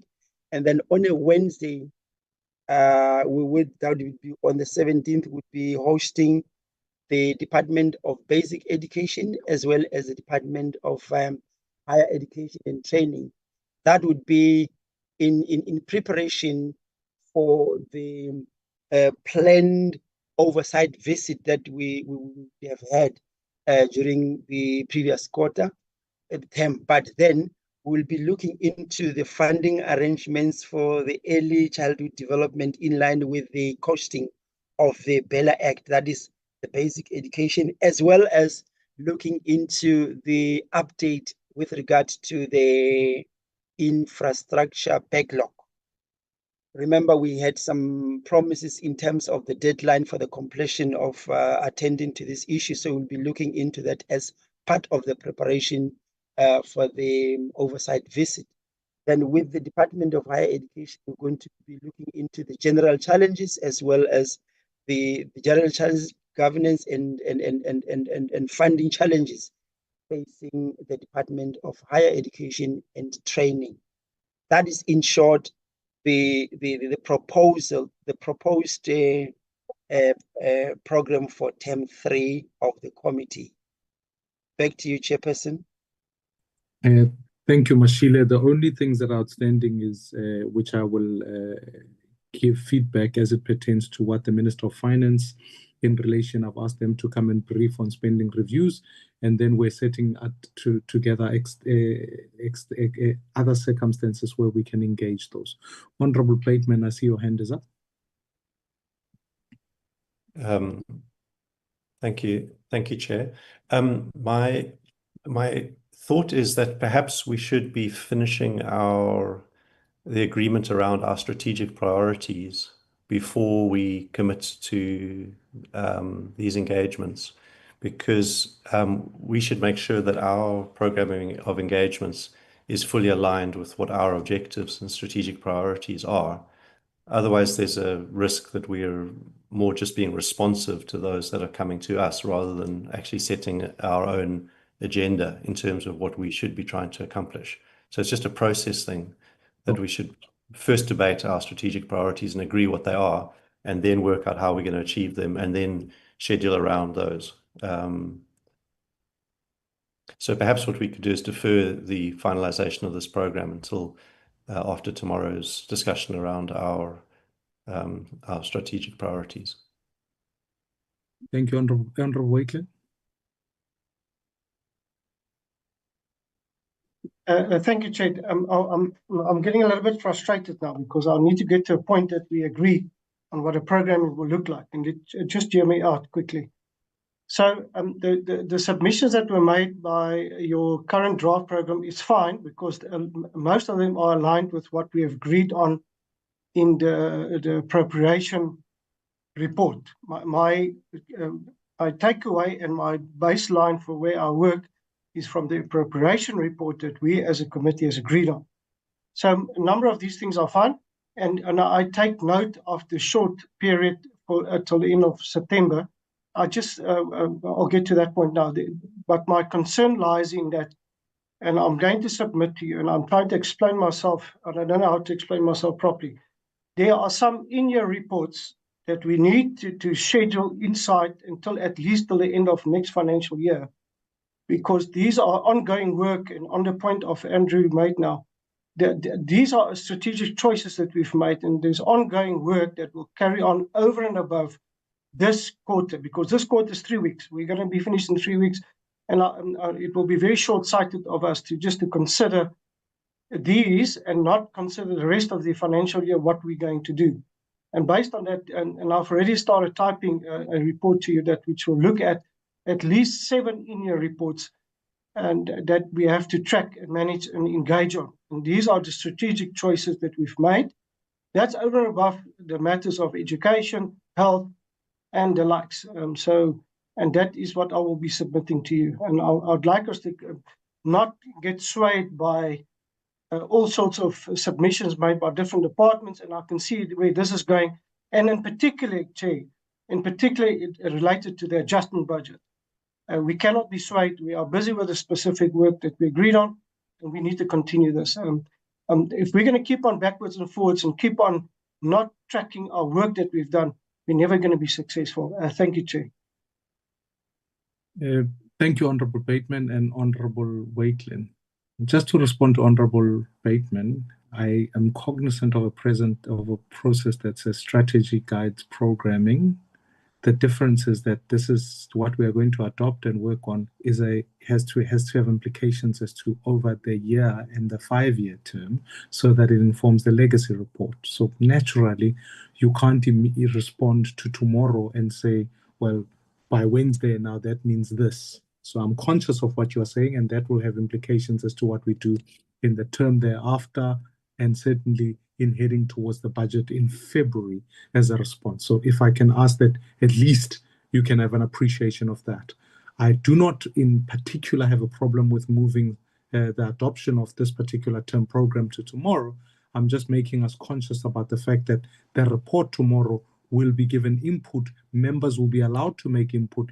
That will only be adopted on the Monday. So you can't then say only after Monday will you create the program for the term, given the timelines that we have, the procurements of venues, the adjustments of funds, there are multiple things that eventually arrive at us having a committee meeting. If only then do you start to communicate with departments, be assured you are not going to get them on time for next week, because you don't just say, well, I've agreed tomorrow I'll meet this particular department and therefore it is available. It takes planning, etc. So I think let's be conscious of that. And then to Honorable Wakeland's point about the in-year reports, please send me your email and I'm happy to engage with it so that we can deal holistically with the point that you are trying to make. I don't have a problem with it. I accept the point that you are making, and therefore we will input that into the program. Honorable Bateman, I see, and Honorable Wakeland, your hands are both back up. Yeah, thanks, Honourable Chair. And I mean, you highlighted, for example, the points about the review, the spending reviews, and seeing where government's at with that. And I actually think we probably need quite a lot of time in that space, because there is a real need that's been highlighted, as we all know, to look at inefficiency, wasteful government expenditure as part of our efforts to contain our debt and just have a more efficient and more effective government. And many of the things that are coming up are departments that are approaching us because they're short of revenue. But if our overall impact needs to be to try, well, we need to find the savings. I know we want to help departments that are genuinely in need, but we need to be able to find the savings to justify that. So this really comes to the point of us directing how we directing our time towards the priorities. Again, I don't want to preempt tomorrow's discussion, but obviously the educational area, that's a particular area of concern for me, and I would love to see us really taking strides in that. And I think that is on the agenda, which is good. But then on the other hand, we've got the Department of Social Development coming back to us again, our recommendation was that they should be engaging with National Treasury. And so I'm just questioning, well, why are they coming back to us now? What is there that's new to report? We mustn't be just the one that everyone has to complain to. And then how many times? What are they going to come? 3 times, 4 times, 5 times? Or we've said to them, go and engage with National Treasury. It might be that this can be just handled through correspondence. We don't necessarily have to have another whole presentation from them. So these are the kinds of things I think we need to flesh out more fully. Thanks. Honourable Wakeland. Thank you, Chair. Just indulge with me for a minute. As your current draft stands, it's fine. I don't think there's a particular problem with your what you want to do in your meetings. I do, however, want to request that additional to that I will just send you the in-year request, and that will be added, and then we will support it as it stands now. It's just that my concern lies in after September. You know what happens? We tend to forget these things, and the spending reviews, but one of the matters that I've raised that I would like to put on the table, and my further concern is the scheduling of those in-year reports, and I think that is what I'm getting at. And I'm just a bit more pragmatic as opposed to more strategic, to get the pragmatic scheduling in place so that we know what we can expect coming forward and we can track them. But I think I've overemphasized my point. I'll leave it at that. Thank you, Honourable Wakeland, and I certainly will take that on board, as I've already indicated in the previous session. I'm going to request, honourable members, that this is for us to be able to not only secure venues but begin the programmatic work. The work is going to continue tomorrow in the strategic inputs. To adjust is far easier than to simply just to at times make up new appointments, as it were. So tomorrow we are not going to meet to draft a new program. It's not. It is unworkable. Otherwise, we might as well just everyone has their own. Once we've taken that strategic view, it will guide the work, and the rest of the month post some, because some of these engagements we have to have. And also, I want to clarify some point. When committees request to come and see us, it's because they are following the Money Bills and Related Matters Act. It's what it guides them if they want to amend their budget. So I'm afraid the difficulty is that sometimes none of these things have been tested. So we have to begin to say, How do we use the law and also fulfill our obligations? Honorable Kwankwa, let me finish with you, and then I think we should move. Chair, you've covered me. I was going to talk about the committees and why they would want to engage us on specific issues. I think you've covered me on that point. That's a point I wanted to raise. But secondly, colleagues, I want to say that I respect this committee and I respect the work of Parliament, and I support the framework that has been tabled before us. I mean, it can never be cast in stone, obviously, as you've said, Chairperson. But due to the fact that my leader is in the GNU as a deputy minister, it means my workload in Parliament is quadrupled. So when I'm not in a meeting, it is not because I don't respect the work of the committee, or that after we've adopted this program, when I'm not in a meeting, it's not because I don't respect the work of the program. It's because I have now all of a sudden multiple responsibilities which were not there at the beginning of the term.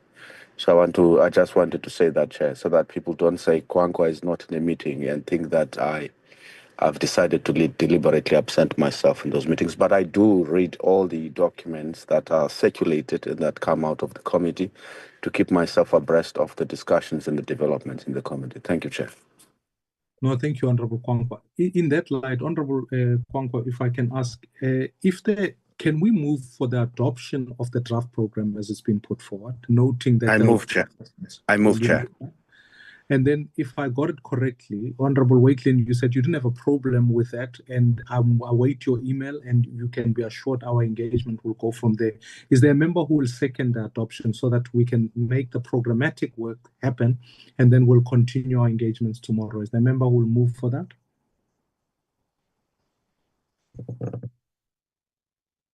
Honorable Wakelin, I see your hand is up. Yeah, there's just a typo. I see that you referred to Constituency Week being from the 2nd of September to the 22nd of September. If we can just check that date, I think the date is wrong. Just go down. There you are. 2nd September, 22nd September. I think that date is wrong. That's not the constituency period. I wish already in. So that's the one thing I wanted to just check. And then and my request is I will support this report as it stands at the moment, subject that I just will send you the India report scheduling. There's 7 reports that I was suggesting, and I'm happy for us to engage on that. Thank you, Chair.